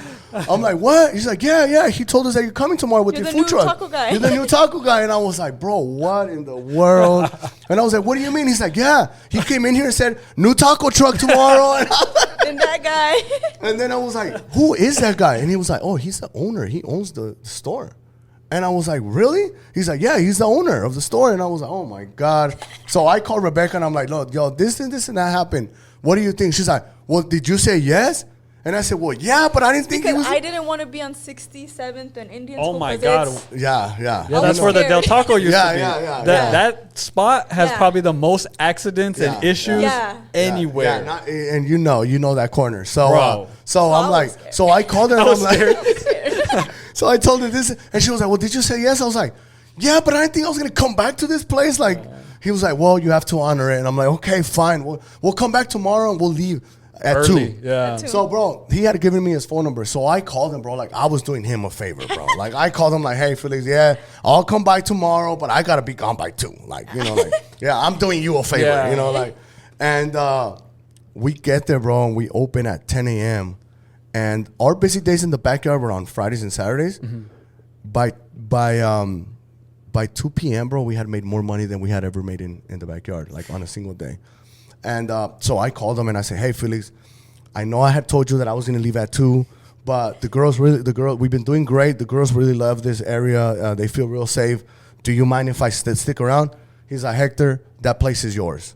As long as you are here in the morning for my customers, you can park anytime, any day, all day, every day if you want. That's your place now. Whoa. And, no charge. And dude, and no he charge. did this without even knowing if you had no a food idea, truck. homie. Yeah, He never even tried our food. He never even tried our food. He had no idea who we were. So, Dude, that is a blessing. so I'm telling you, when God was setting everything up for us, man, because we got there and we fell in love with the community there. I lived on 83rd in Indian School. My mom lived there. So it was just perfect. I would leave the food truck at my mom's. I just had to drive it a mile down. It was a nice area. It was calm. Yeah. It wasn't too crazy. Yeah, it wasn't too crazy. So that's where all this journey starts, where it's like, this is really where God starts testing us and getting involved with everything. Man. So he told me, I'll charge you $200-300. Bro, nobody charges $200-300 anymore. We were gonna pay $1,000 at the spot, at the tire shop. Yeah. I didn't even know they charged that. Yeah, they charge. It's up there now. It's even more now. Wow. So on the 3rd month, he said, just for the first 3 months, you're good. On the 3rd month, I show up and I tell him, hey, it's month 3. Here's your money. He's like, no, man. He's like, I can't charge you. He's like, I see you on the cameras. I see the time you get here in the morning, and I see what time you leave in the morning. I can't take money from somebody like that. And he's like, plus I've got more money than I can ever spend. He's like, take your money. I don't need it. But so that's where all the blessings started, man. And but that's where all the struggle started. Oh my God, bro. So finally, we're a month in. We're a month in the parking lot. At a free spot. Or the Cuban girls helping. We're starting to make some money. We're starting to make money. But I'm waking up at 5 in the morning, getting home at midnight, doing that every single day. And I was paying Elsie, the Cuban girl that started working for me, I was paying her 17 hours a day, bro. 17 hours, day in, day out. So I'm paying her, obviously, minimum wage. She's just going home to sleep? Yeah. Well, she's sleeping at my mom's house, bro. And the food truck stayed at my swingers house, so it was convenient. So she had a place where she arrived when she got here from Cuba, but my mom gave her a room, bro, and was like, here, since you're working with my son, just so you sleep just here. Pull up to her house, she'd jump in the truck? She'd jump in the truck, we'd take the food truck, and we'd go work, Oh my God. Every day, bro. And she just wanted to hustle. Yeah, every day for 17 hours, bro. But it was hard because she didn't speak any English, so I couldn't even go to the bathroom. Because if a customer arrived, she can't even say, I mean, she's so new here that she can't even say, "Oh, one moment," you know what I mean? Yeah. Like, give me a second. She or- had only 2 months 2 months since she had gotten since here. she had arrived from Cuba. Yeah. So, Yeah. So, finally, we're making money, bro. It's like we're the new toy on the block. We're making great money, and one day I wake up and I tell Rebecca, I'm exhausted. Like we're making money, but I just wrote her a $2,500 check, and like she's taking all of it, because. And then people would tell me, "Oh, you should just pay her salary." Like, I'm like, no, like she is busting her ass with me every day. I'm not gonna do that to her. I'm gonna pay her what corresponds to her, and I'm gonna pay her all the hours she works. You know.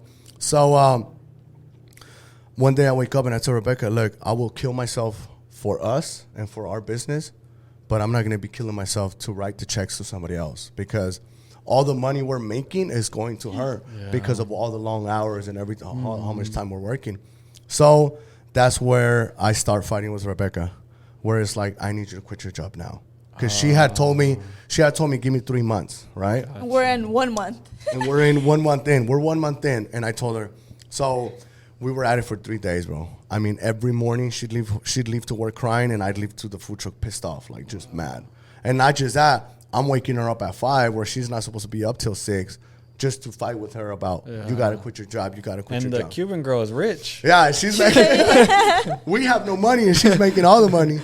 And so that's where it starts to get like me and her start arguing and fighting every day. And one day, on the third day of us fighting, I wake up and I tell her, if you don't quit your job today, this is done. Like, I'm not gonna kill myself to be paying somebody else everything. Yeah. If you don't call me today and you tell me that you quit your job, this business is over, because I can't do it without you, and everything's lost. And I'm not posting back up tomorrow. And at 9 a.m, I get a phone call. Hello, hey babe, and she goes, I put in my 2-week notice, and click, hung up the phone, and then. She was so mad, bro. She was crying all morning. Even when she got home, she was still so mad at me. Just scared. So Yeah. that was like on a Tuesday or Wednesday. So finally, she put in her 2-week notice. So it's like, okay, now it's like crunch time. Now, all the money we've got to just literally minimize everything. No more eating out, no more anything. Like, we have no money because all the money's going to stop coming in because she just put in her 2-week notice. That Saturday, we're going to work. We've got a coffee in our hand, and we're excited. It's Saturday morning. We're going to be busy. But I'm driving with the food truck, and all of a sudden I hear bang. And I look over my rearview mirror. My exhaust fan, bro, is hanging off the back We of the had food just said it's going to be a great day. And then, tas! And so my exhaust What fan, hit it? I hit a tree, bro. A tree. You know how the trees hang? A branch. hit The our branch was exhaust too fan. thick, and instead of the food truck just brushing through it, It took it, bro. And I'm sitting there like, oh my god, And I'm bro. sipping on my cup. All excited. So it's like finally we're getting Pull into a over. groove, and this happens, bro. And It was $1,000. it was there. it was a $1,200 that it was gonna $1,200. cost. And bro, I went on social media and I told the guys, hey guys, like, this did not happen. We're gonna try to work today, but we can't promise that we'll be here all day. We pulled it off. We pulled it off. A gentleman that my mom used to help when he was diagnosed with cancer, he called me and he said, hey man, when I was sick, your mom was there for me. So I've got a brand new fan. I'm gonna give it to you.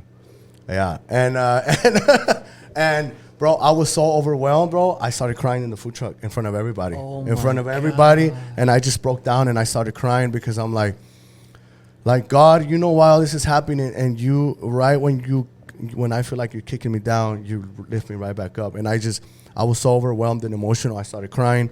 I walked out of the food truck and I took a walk. And the whole time I'm just crying because when I thought everything was done, God, here he is again, once again. And he saved us from that one.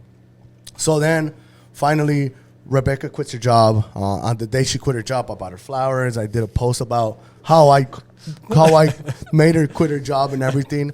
And so she quit her job, bro. And like 2 weeks after she quit her job, the customers disappeared completely, bro. I am talking about there was no more people. The people were gone. The people that would visit us at the backyard, they were gone. And I understand, you know, you've been coming every weekend. You've supported. You've been there from the beginning, but there's only so much. You know what I mean? Everybody disappeared completely. The customers disappeared. We were having slow days every single day. So we started sending Onelsi home, cutting her hours. Yeah, so we started cutting her hours. Now it's just me and Rebecca and sitting in the food truck all day, bro. We were sick. Literally, we had 2 buckets because we were sick because there was nothing to do. We have no customers, and it was a Wednesday, bro. It was a Wednesday night, and we had been. It was already like 8 o'clock or like 7, 8 o'clock, bro, and we had only sold like $150 worth of food. And bro, and I'm like, oh, man. And now me and Rebecca are like going through the bills, what needs to be paid, and I'm like upset. I'm like, oh, man. And I'm like, you know what? It's just a bad day.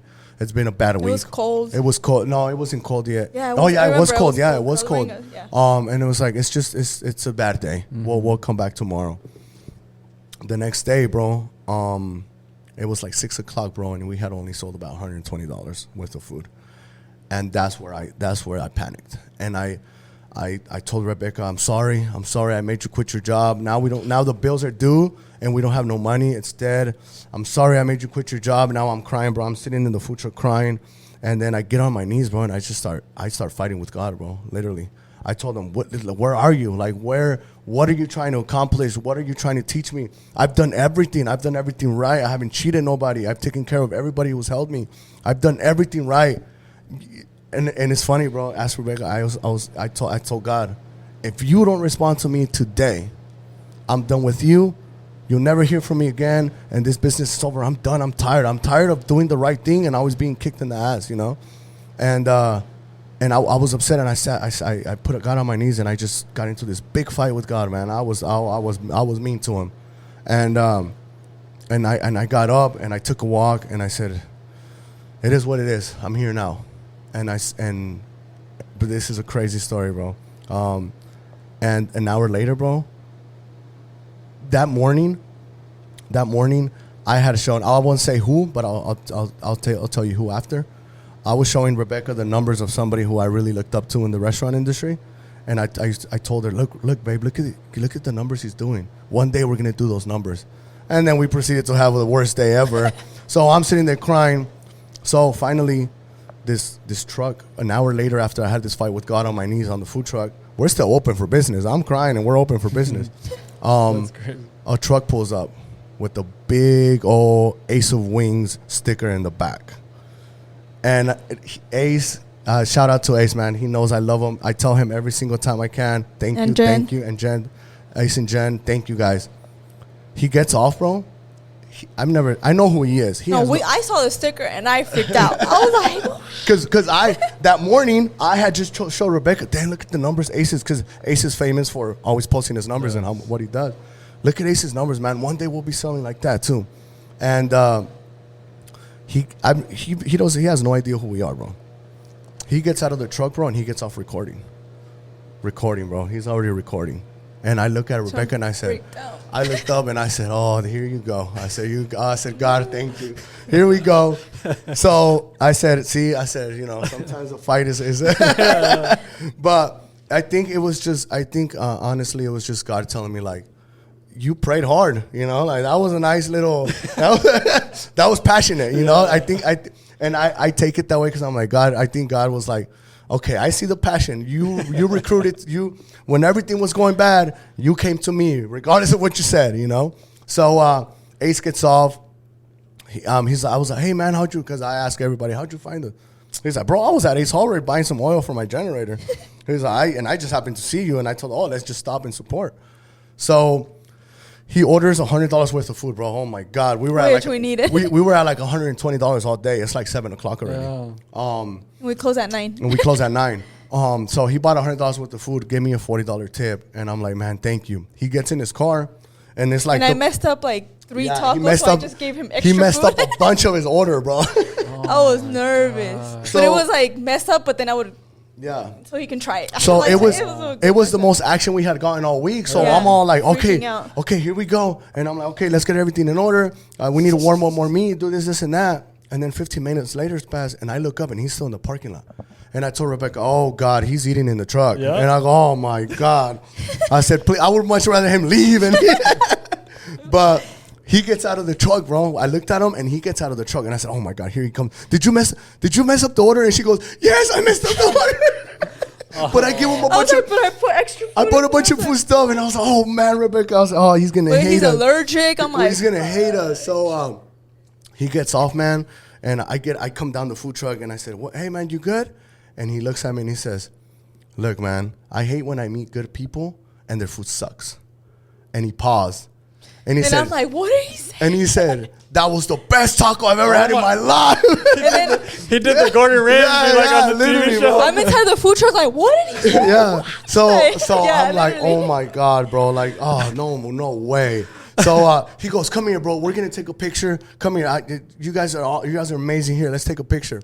And he has no idea who you are. He has no idea who I am. He took a picture, bro. He edited the pictures and everything. And then 15 minutes later, I see a tag from him. And he not only posted pictures of us, he posted this huge long paragraph, bro, about how the food was amazing, about how great people we were. Wow. Go and support him, go and do this, go and do that. That same moment? That same moment. Oh, yeah. he's crazy. Yeah, What yeah. a beast. Yeah. 15 minutes later. 15 Oh minutes my later, I get the God. tag. I get the tag that What? Asa Wing tag. And I'm like, Freaking oh, and I mean, Asa Wing's got, at that time, he's got like 60, 70,000 followers. And I'm like, oh my God. So literally, bro, 15 minutes later, I'm not lying to you. 15 minutes later, we had a line, bro. A line. We're supposed to close at 8. We didn't Oh, close. 8, We didn't yeah. close till 10 p.m. that night. Wow. We ended up the night at like $1,200, bro.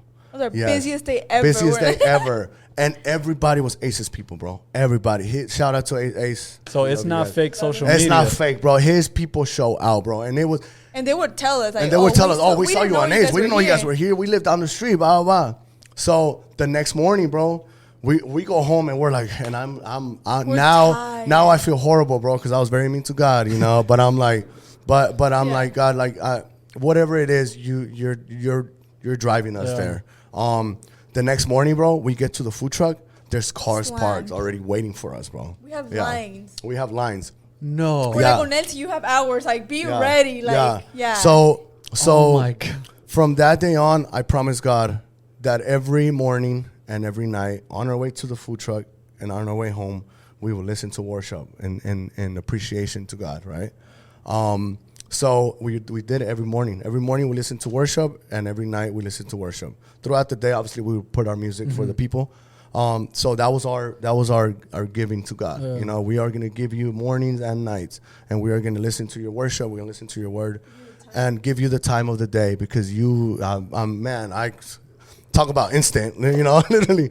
You know, I get on my knees, and then an hour later, Asa Wing shows up and shouts me out to his 80,000 followers. So I promised God that I would give him every morning and every night, and that's happening, bro. We're on the roll now. Okay, now we're busier. Now we're getting on the roll. Things are going great. And then one day we're driving, and then I tell Rebecca, I realized we weren't listening to worship, and I tell Rebecca, babe, it's been 3 days that we don't listen to worship from and back to work. I said, let's not forget why we're here and how God has brought us here. That next morning, Jen from Taste of AZ messages me early in the morning. Hey, Hector, I would love to come out and try your food. I'm like, yeah, anytime. Okay, I'll be there at 11 o'clock. This is our first like food influencer Yeah. where it's like, and it's not just anybody. It's Taste of And AZ. it's the food. Like, Yeah, and you know? yeah, so it's not just anybody. It's Jen. It's Taste of AZ. I've been following her. She's the first ever food influencer I ever followed here in Arizona. Oh, yeah, okay. so I'm a fan. So like in the food industry, those are the people. Those are the messages you wait for. Yeah. You know what I mean?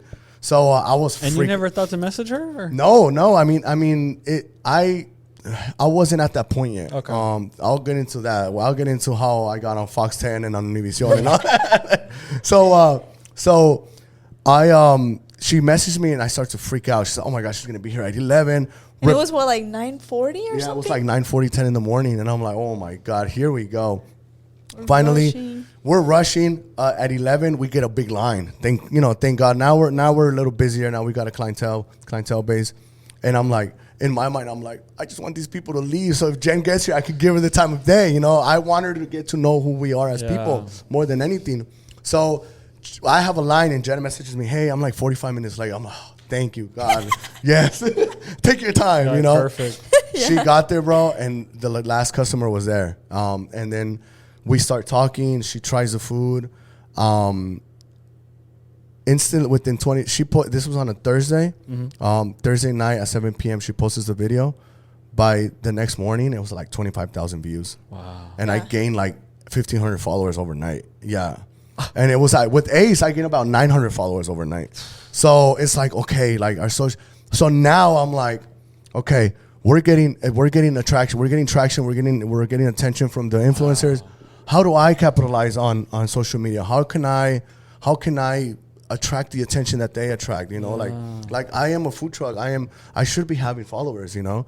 And that's where my focus started on social media. Oh, okay. So then you started to use that as because Yes. you were already doing marketing, but now you. But it was more like it was an announcement. It wasn't We marketing. were posting the food. We would post the food. Hey guys, I've got this. I've got that. It was more like newsletter, like just a little announcement. Hey, we're here. We're open. Yeah. Oh, hey guys, we got horchata in Jamaica. Hey guys. Then we got started getting more personal, Yeah. like more of our So then- lives and. So then one day, probably about a week or so in after Jen came, Taste of AZ came, I posted a video in English. Like just Oh, after that. randomly, I posted a video in English, just recording myself. Hey guys, blah blah, this and that. We're so thankful for you guys, blah blah, whatever it was. I don't remember what it was, but it was in English, and it was like it got 100 likes in like 4 hours. And for us, I was like, oh my God, how Okay, did we're this like, happen? wait. Like, and it got a bunch of views, a bunch of shares, and I'm like, okay, but I didn't really capture what had happened. Yeah. I didn't really capture that it was because okay, It was in now English. now I'm capturing a crowd that understands me, right? My followers don't understand me when I'm speaking Spanish. So one day I'm sitting back and I'm like, late night once again, and I'm sitting there like, and I'm looking at all my videos and I'm like, oh damn, it's in English. And then I started thinking right away. I'm analytical. I'm with everything. I'm like, bro, the younger crowd hardly speaks Spanish anymore, and if they do, it's always like Spanglish. Yeah. So I'm like, okay, I need to start doing my videos in English. And then that's when it all started, bro. When I started doing everything in English, and that's where my social media started growing. And then where I started getting involved really personally with social media was the day they kicked us out of Ace Hardware. They kicked you out? Yes. So the owner calls me one day and he says, hey, man, we have a problem. This was probably like, a month after Taste of AZ came. Mm-hmm. So we're like 2 months in the parking lot? We're like 2 months into the parking lot. And it's like, okay, we've got traction now. We're like, things are going smooth. Like I see the light at the end of the We tunnel. see us staying there for years. Yeah, We're we like, see this is our us spot. being there for a long time. I should have known the line at the end of the tunnel was very far. It was only the beginning of a lot. But the owner calls me and says, hey man, we got a problem. Something happened. I need you to show up to the food truck. I get to Ace Hardware and he tells me somebody complained that they got sick with your food, and they're asking me for insurance information.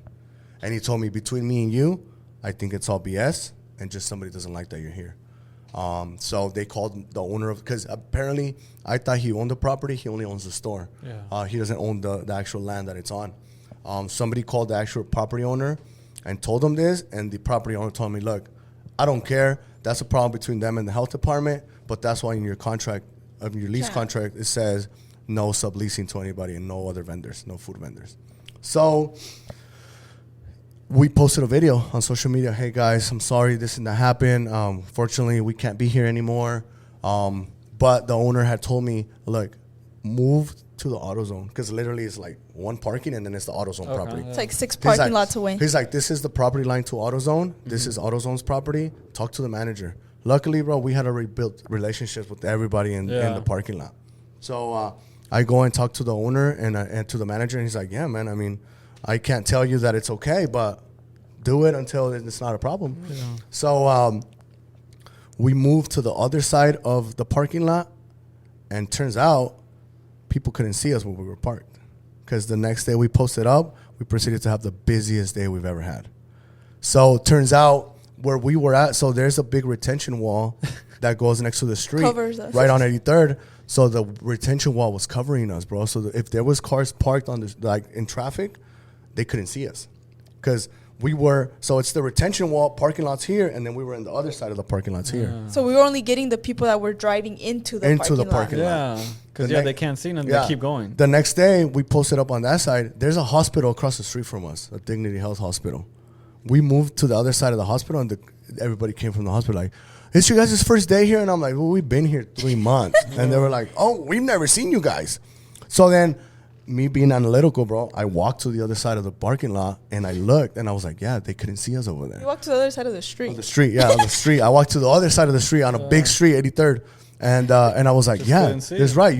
I stood right in front of the hospital, and I looked over, and we would like, have lights. Yeah, we were buying lights. Yeah. Whatever lights, we had lights on that sign there. We had lights on everything. On everything. So you can think of. I was like, yeah, they can't see us. So we proceeded to have the best week we've ever had. Wow. And then it started getting hot, bro. It started getting warm. It started getting real hot in the food truck. And we weren't permitted to be there. We had obviously all of our food permits, all of our food truck permits. But in order for you to be permitted in a food truck, in a parking lot or whatever it is, it has to be zone C3, which allows food vendors, mobile food vendors. So I started looking, bro, and I'm like, I tell Rebecca, At this point, it's April. It's April now. I'm like, April of last year. So this April that just passed. This is all recent, bro. Yeah. Like this was what, like 9 months ago. 9 months ago. I told Rebecca, there's no way we're gonna survive the heat. Like we need to be at a place where I can have swamp coolers and where I can have misters, or else we're not gonna survive this. Like there's just no way. So I started getting so hot on our feet. Yeah, our feet just my ankles would start cracking of the heat from the pavement, from the street. So I started looking, bro. I come home every day late at night and just start making phone calls. Rebecca would get mad. She's like, you can't be calling these people at 10 p.m. We're exhausted. Like when we're doing the food truck Ace, that was tough. So I started making phone calls, bro, and I started making phone calls, and everybody says no. So then afterwards, bro, I stopped asking, hey, can I post up at your parking lot? I started asking, why not? Like, okay, let me find out why not. And then the top 3 responses I would get, they're tacky, they're dirty, and then it's a lot of Mexicans. That's the third response I would get. They attract too many Mexicans. Mm-hmm. So those are the 3 responses I would get from business, from landlords, from people who own land that I can post up at. So then I said, okay, I'm gonna minimize what I do. So that's why my food truck, if you see it, it's got 2 stickers on it, and that's it. I don't want anything else on it, so that it doesn't look the way these people were explaining. So after making 150 phone calls, bro, everybody said no. And I start to panic, bro, and it starts to get real hot now. Now we're like in the 2nd week of April, and now it's like I'm panicking, like what are we gonna do? Yeah. So one more time. I hadn't slept in like 3 days, bro. Just being up all night, just looking properties for lease or land for lease, whatever it was. And I'm stressing, bro. And one more time, I laid my head. One day it was like probably 1 a.m. And I laid my head in bed and I told God, like here I am again. You know, like I'm tired of being stressed out. I'm tired of looking. I'm tired of trying to be where I want to be. Put me where you want me to be. And I laid my head in the bed, bro. And as soon as I laid my head, I heard a voice say, check on Craigslist. And then I said, what? And I got up. And I said, babe, one more time. Babe, Craigslist. And I look over and she's like asleep. And I'm like, Craigslist. And I'm like panicking. I'm like, my phone. I grabbed Craigslist, bro. And I put properties for lease. The first property that popped up, bro, was the one on Grand Ave that I'm at now. Literally the first one. They still have Craigslist? Yes, yeah. bro. I didn't even know that. Yes, I was like I told Rebecca, I said the old timers, they use Craigslist. And I'm like, the people that have these properties that I'm looking for, they use Craigslist. They're old school. Shout out to Mary. You're not that old school, Mary, okay? So I said, check Craigslist, bro. So by this time, anytime that I would reach to a property owner, I do this big paragraph, bro, where I'm like selling myself. Hey, man, we have this. This is our vision, blah, blah, blah. Yeah. And I said, you know what, man? I'm tired of selling myself. I'm not going to sell myself no more. I'm done. I told her, I said, hi, I'm interested in your property. I'd love to put my food truck on it. Call me. And I left my phone number. The next morning, bro, was the first morning that we ever closed. Rebecca and I ever closed intentionally. We were just exhausted. I hadn't slept in 3 days. I didn't have my food truck. They were building a ramp for it because Rebecca was tearing her arm helping me lift We have a the tall generator. truck. We're lifting it every morning, taking Yeah. it down, and then putting it back. Yeah. Taking it back 4 times. So 4 times a day, we'd have to pick up the generator and take it out of the truck. So Rebecca her arm was literally on And fire. he was walking. My back, I used to have to go to the chiropractor twice a week. Like my back was messed up. So So you put a ramp. I put a ramp on it, so I didn't have the food truck. And I told Rebecca, because we've been committed, bro. We never called off. We never, rain or shine, we were there, bro. On top of the fact that we wanted to be consistent, no days off, rain or shine, right? Rain or shine always. So for the first time ever, I went on social media and said, hey, guys, I'm sorry. We're not going to be able to open today. We don't have the food truck. And shout out to the food truck doctor. Yeah, for shout that out to the ramp. food truck doctor for that ramp. So Rebecca had a doctor's appointment that she had been needing to go to for like the past month and a half or two. Mm-hmm. So I told her, get ready. We'll go to your doctor's appointment and then we'll go have breakfast, whatever. On the way to the doctor's office, I get a phone call, like 9 a.m., bro. And I get a phone. Hey, Hector, my name is Mary. You sent me an email about the property on Grand. And I was like, property on Grand? He was like, yeah, the property on Grand. You sent me an email. And I was like, I don't remember sending anybody an email. And she was like, yeah, you sent it at like 1 a.m. And I was like, oh my God, yes, how's it going? And she was like, oh man, she's like, Hector, I just want to tell you something. I haven't been able to sleep all night since I saw your email. Because apparently she's a late nighter. She don't go to sleep till late. And she don't wake up till later in the day. She was like, I saw your email and I've been wanting to call you all morning. She's like, I'm not up this early. I woke up because I cannot wait to call you. And I told her, you know what, Mary? It's funny that you say that. Before we get into anything, I want to tell you one thing. Last night, before I found you, I prayed to God and I said, God, put me wherever you want to be. Send me wherever you want to send me. And then I checked Craigslist and there you were. And she was like, well, you know what, Hector? That's funny because last night before I went to sleep, I said, God, you're gonna send me the perfect tenant. And then I was like, no way. And Rebecca's like, what property on Grand? She's no freaking idea. out. Yeah, I'm Because like, I hadn't even told her. I had forgot about it. I hadn't just even sent the told her. I email. just sent the email. And we spoke for like 4 hours, bro. in this whole time, I'm like, Where is this? And she was freaking out because she heard Grand. And you know Grand, I was after thinking, Grand. 19th and Grand is not the place you want to be. So she's like, you know what? Well, go look at the property and tell me what you can do. And we go. Finally, we get to the doctor's appointment. I'm panicking. I'm like, dude, hurry up! I want to get out of here and go look at this property. Check it out. We go to the property, bro, and literally we fell in love with it instantly. I mean, it was the perfect property for a food truck. There's already grass turf. Yeah. It was set up for a patio because they used to build display. They used to display patio furniture there. It's an old patio furniture warehouse. So I call her and I said, hey Mary, the property is perfect. It's beautiful, but I'm gonna be honest with you. I can't pay much. I'm starting all over again.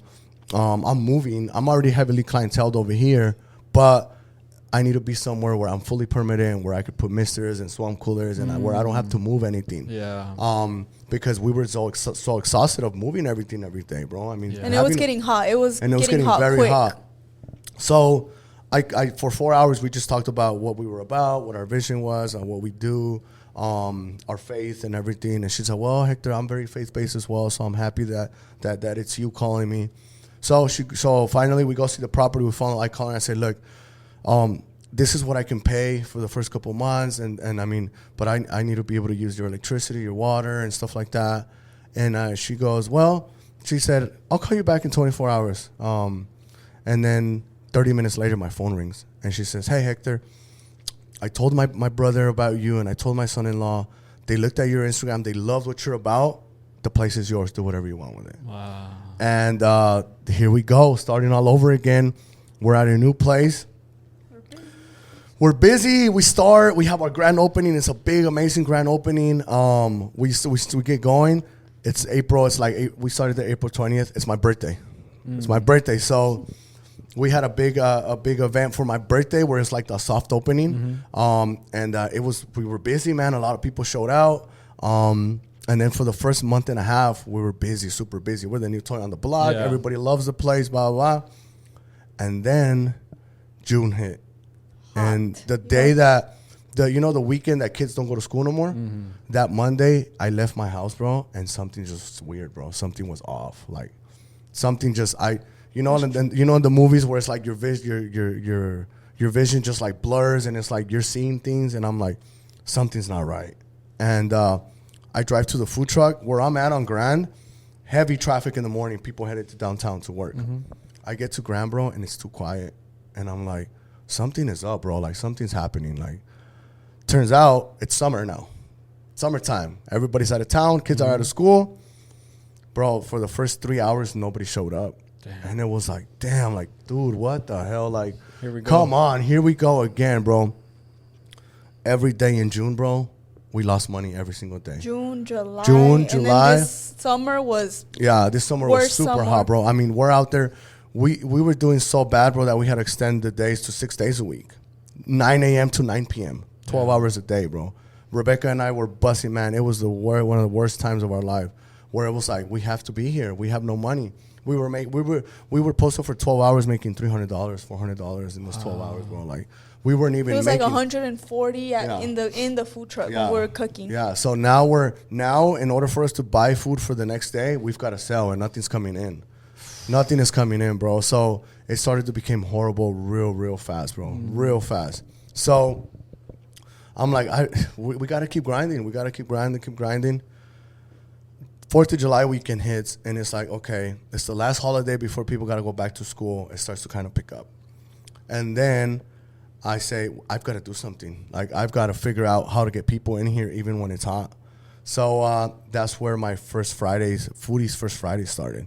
So I did an event. I planned an event where I was going to have other food vendors come out so that we could have our own First Friday on Grand Avenue. Gotcha. So Grand Avenue already has their traffic and stuff on First Fridays, but I wanted to create our own where it was like because we have a huge patio, bro. Yeah. I mean, I had 6 vendors that day, so we started doing the promo for the Foodies First Friday. I had a hot dog vendor, a seafood vendor, a salsa vendor, and a couple other vendors that have businesses on Grand.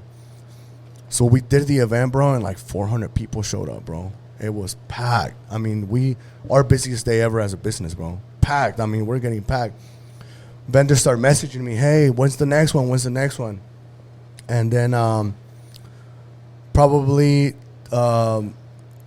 like a weekend, the next day, the owner of the property, Mary, messaged me and she says, hey, like, I'm happy that your event went great, but we're not permitted for that. And if something happens, I get in trouble, you get in trouble. So we've got to get it all right. Yeah. She was like, because I had mentioned it to her. I had already mentioned that I was going to do it, and she was like, yeah, of course. But when she saw the magnitude of how big it was, she was like, okay. It's serious. It's serious. It's attention. It's attention. We need to get fully permitted because somebody's not going to like it. Somebody's not going to like how many people are coming around. So she tells me, okay, we're going to file for permits, blah, blah, whatever it is. And then that's when me and her start really getting involved with the community and getting vendors into the property. And now we're lucky. We look forward to First Fridays now because they're super busy. So me and her started really getting into motions of every First Friday. So now we're in a groove. We're like, okay, yeah, we're busier now, but we still. Rebecca and I haven't paid ourselves to this day. We haven't paid ourselves a penny. We ain't made no money. It pays our bills, and that's you saw the videos of how our lifestyle was before. We sacrificed all of that. Yeah. The trips, the clothes, the shopping, all that stopped completely for this business. So we started doing the First Friday events, and then everything's going great and everything. And I told Rebecca, we're still not making what we need to make in order to survive, in order to pay for ourselves. Like, something's got to happen. And then I start manifesting. I told Rebecca, imagine if we have 3 locations and 4 locations. And she was like, oh, hell. Yeah, that sounds crazy. Yeah. She's like, oh, hell no, here we go again. So that's where the idea was planted of, okay. A restaurant. In order for us to survive, we got through the summer, bro, and I told Rebecca, I'm not doing another summer outside. Yeah. So that's where I planted the idea of, okay, we needed a restaurant. Yeah. We need a brick and mortar. The way we got the restaurant is a crazy story. The Cuban girl that worked with us, it was her birthday when we first started the food truck in the parking lot. And she's alone here. It's her birthday. I told Rebecca we should find a Cuban place Oh, yeah. and take her out. And we were at home. We live a mile away, and I googled Cuban food, and this place popped up. We're like, where is that? Oh, it's down the A street. mile Oh, a mile away. So we get here, we're eating, and then And me at that point, we're in the food truck industry. So every time we go somewhere, I search up the place. Yeah. I look at their content, whatever they have. I Yeah. look it up. So we the gentleman that was here is Angel. He's the owner, and Lenny's.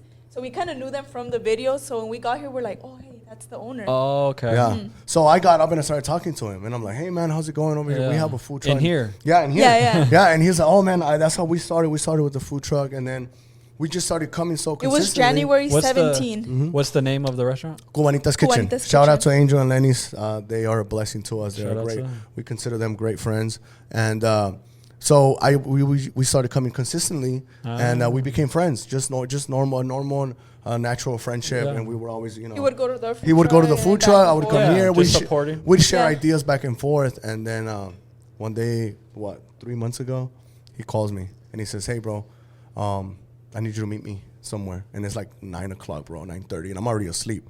I never go to sleep early, bro. And that day, I decided to go to sleep early.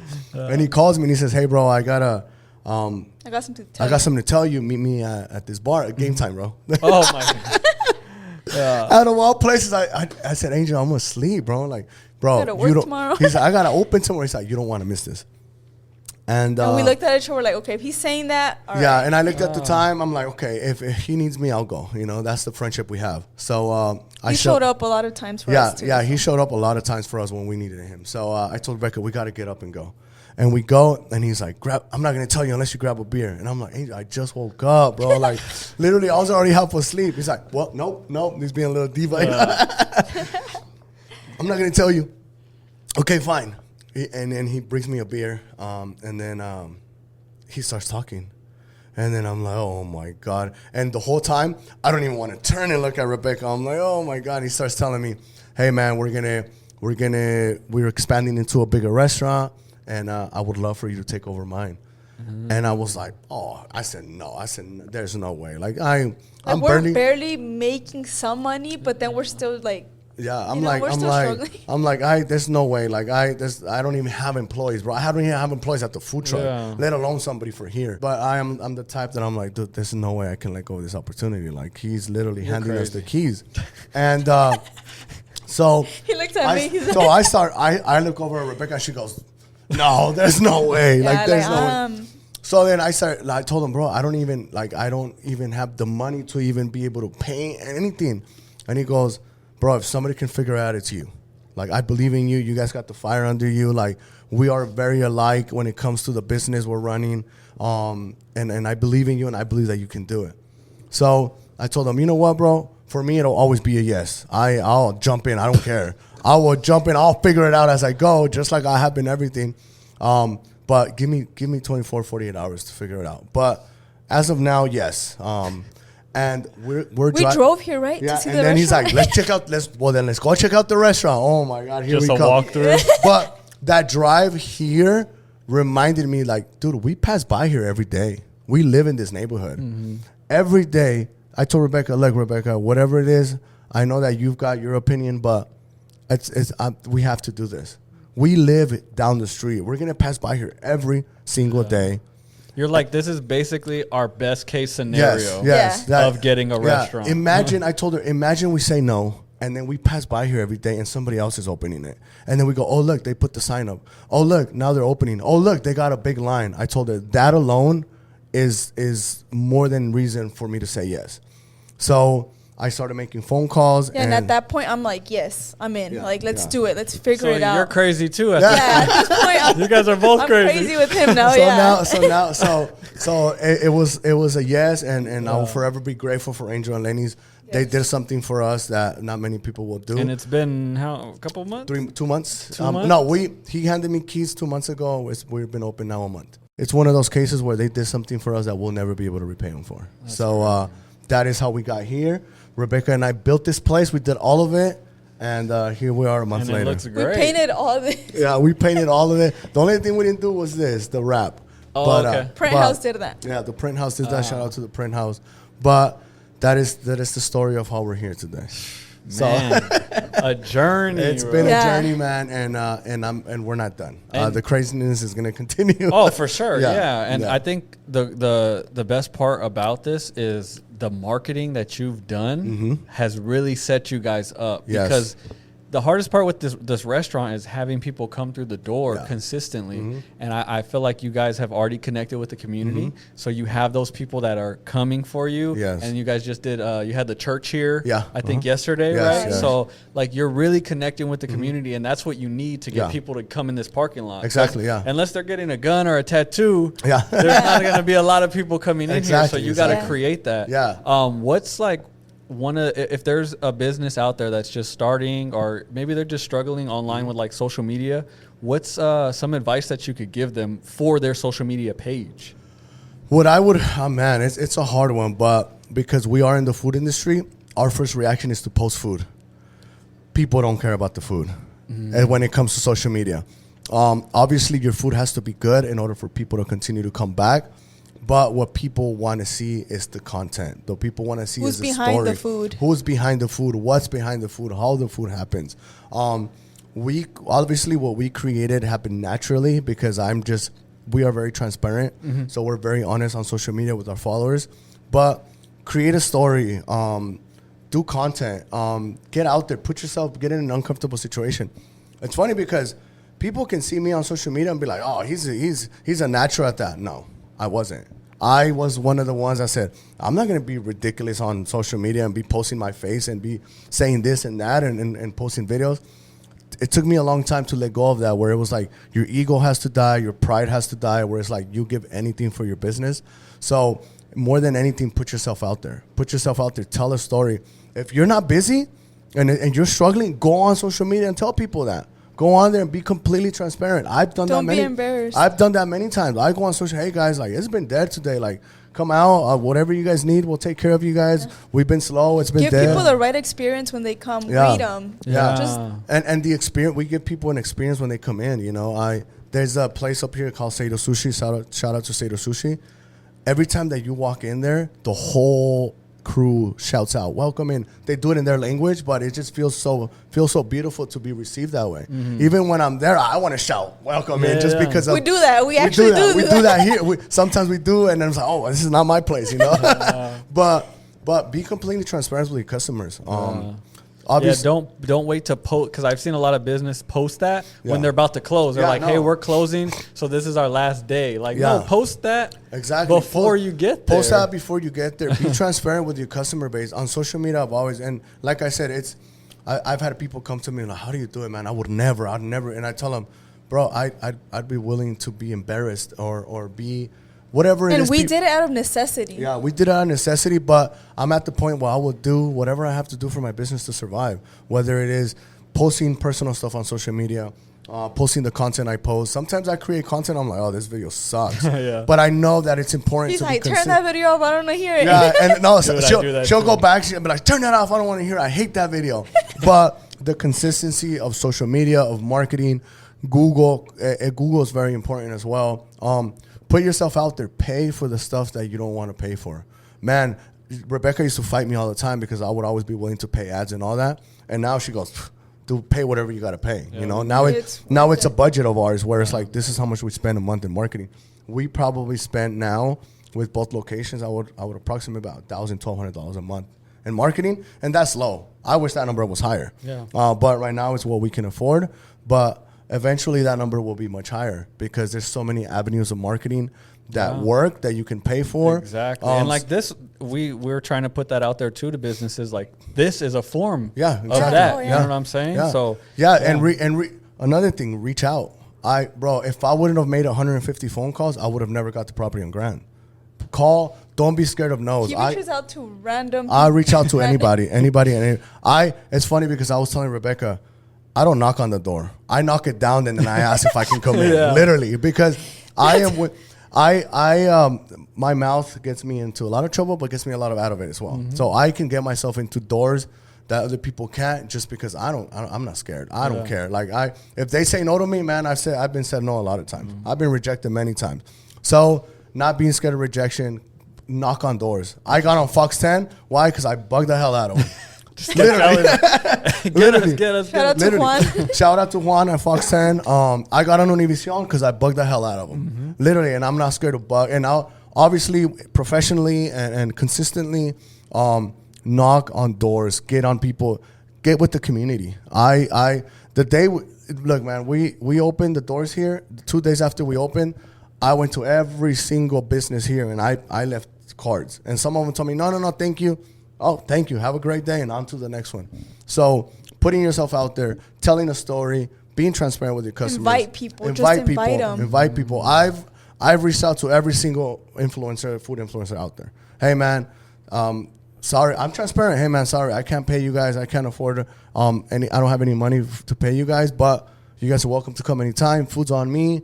And I've gotten a lot of people to come because of that. For sure. Why? Because a lot of people don't want to call because or message because of the rejection and all that. Dude, you're gonna get rejected in life. That's just the nature in life. So, my advice would be just don't knock on the door, knock it down, and then ask if you can come in. I love it. This is they it's can got see you here. Yeah, she's getting more involved now as well. Like she's getting more open. Social media is becoming more of her as well. But it was something that she couldn't snap out of either. So just like other business owners can't, there's a lot of videos where she's on camera and you could tell she's pissed. Yeah. We have a lot of bloopers, so we'll post those because they're funny. Sure. Those are funny. So even her now, she understands the importance of it. So she's kind of leaving that fear and leaving that. And it literally happened. It was like an overnight thing that happened. I was scared to open the restaurant. I was like, there's no way I'll be able to handle it. Like, you're going to leave me here. Like, I can't do it. Yeah. But in the past month, I've grown so much. I'm able to conversate with anybody that walks in through that door. Before that, I couldn't. Yeah. Like it was. You just it's did just a like 2-hour overnight. podcast. Yeah. Right. Yeah. So Yeah. it's awesome. So man. Yeah, it's this is amazing. You guys are in the neighborhood. Yeah. I hope that everyone comes out and supports you so you guys could be here Thank for you. a long time. Thank you. My favorite question to ask to end, and there's two of you, so you guys can each give your answer, but we like to ask, why do you do what you do? So we've talked about your faith, so I know that's a big part of it, but you didn't set out to be the best taco shop. Yeah. You know, you didn't set out to be the best food truck. So why do you guys do it? What is the reason behind it? We fall in love with the journey. That's one of the things we talked about when we started opening the restaurant. We caught ourselves very stressed out, and I told Rebecca, we've got to enjoy the journey, because when it's all said and done, and however many of these I want to open, when it's all said and done, that's over. The journey's over, and now it's just an everyday thing, and now it's just managing.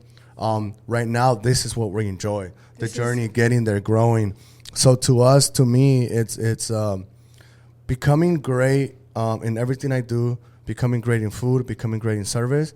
But not just that, I also want to become one of the best places to work at. So we're reaching the sorry. Yeah, go ahead.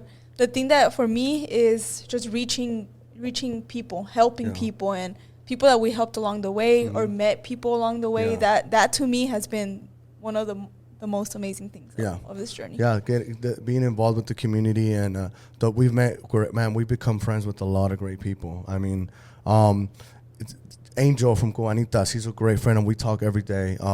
Ace of Wings, we talk all the time, and he comes by, and we've created some amazing friendships, amazing people. The guys next door at the gun shop, Tactical Studio, the guys at the tattoo shop.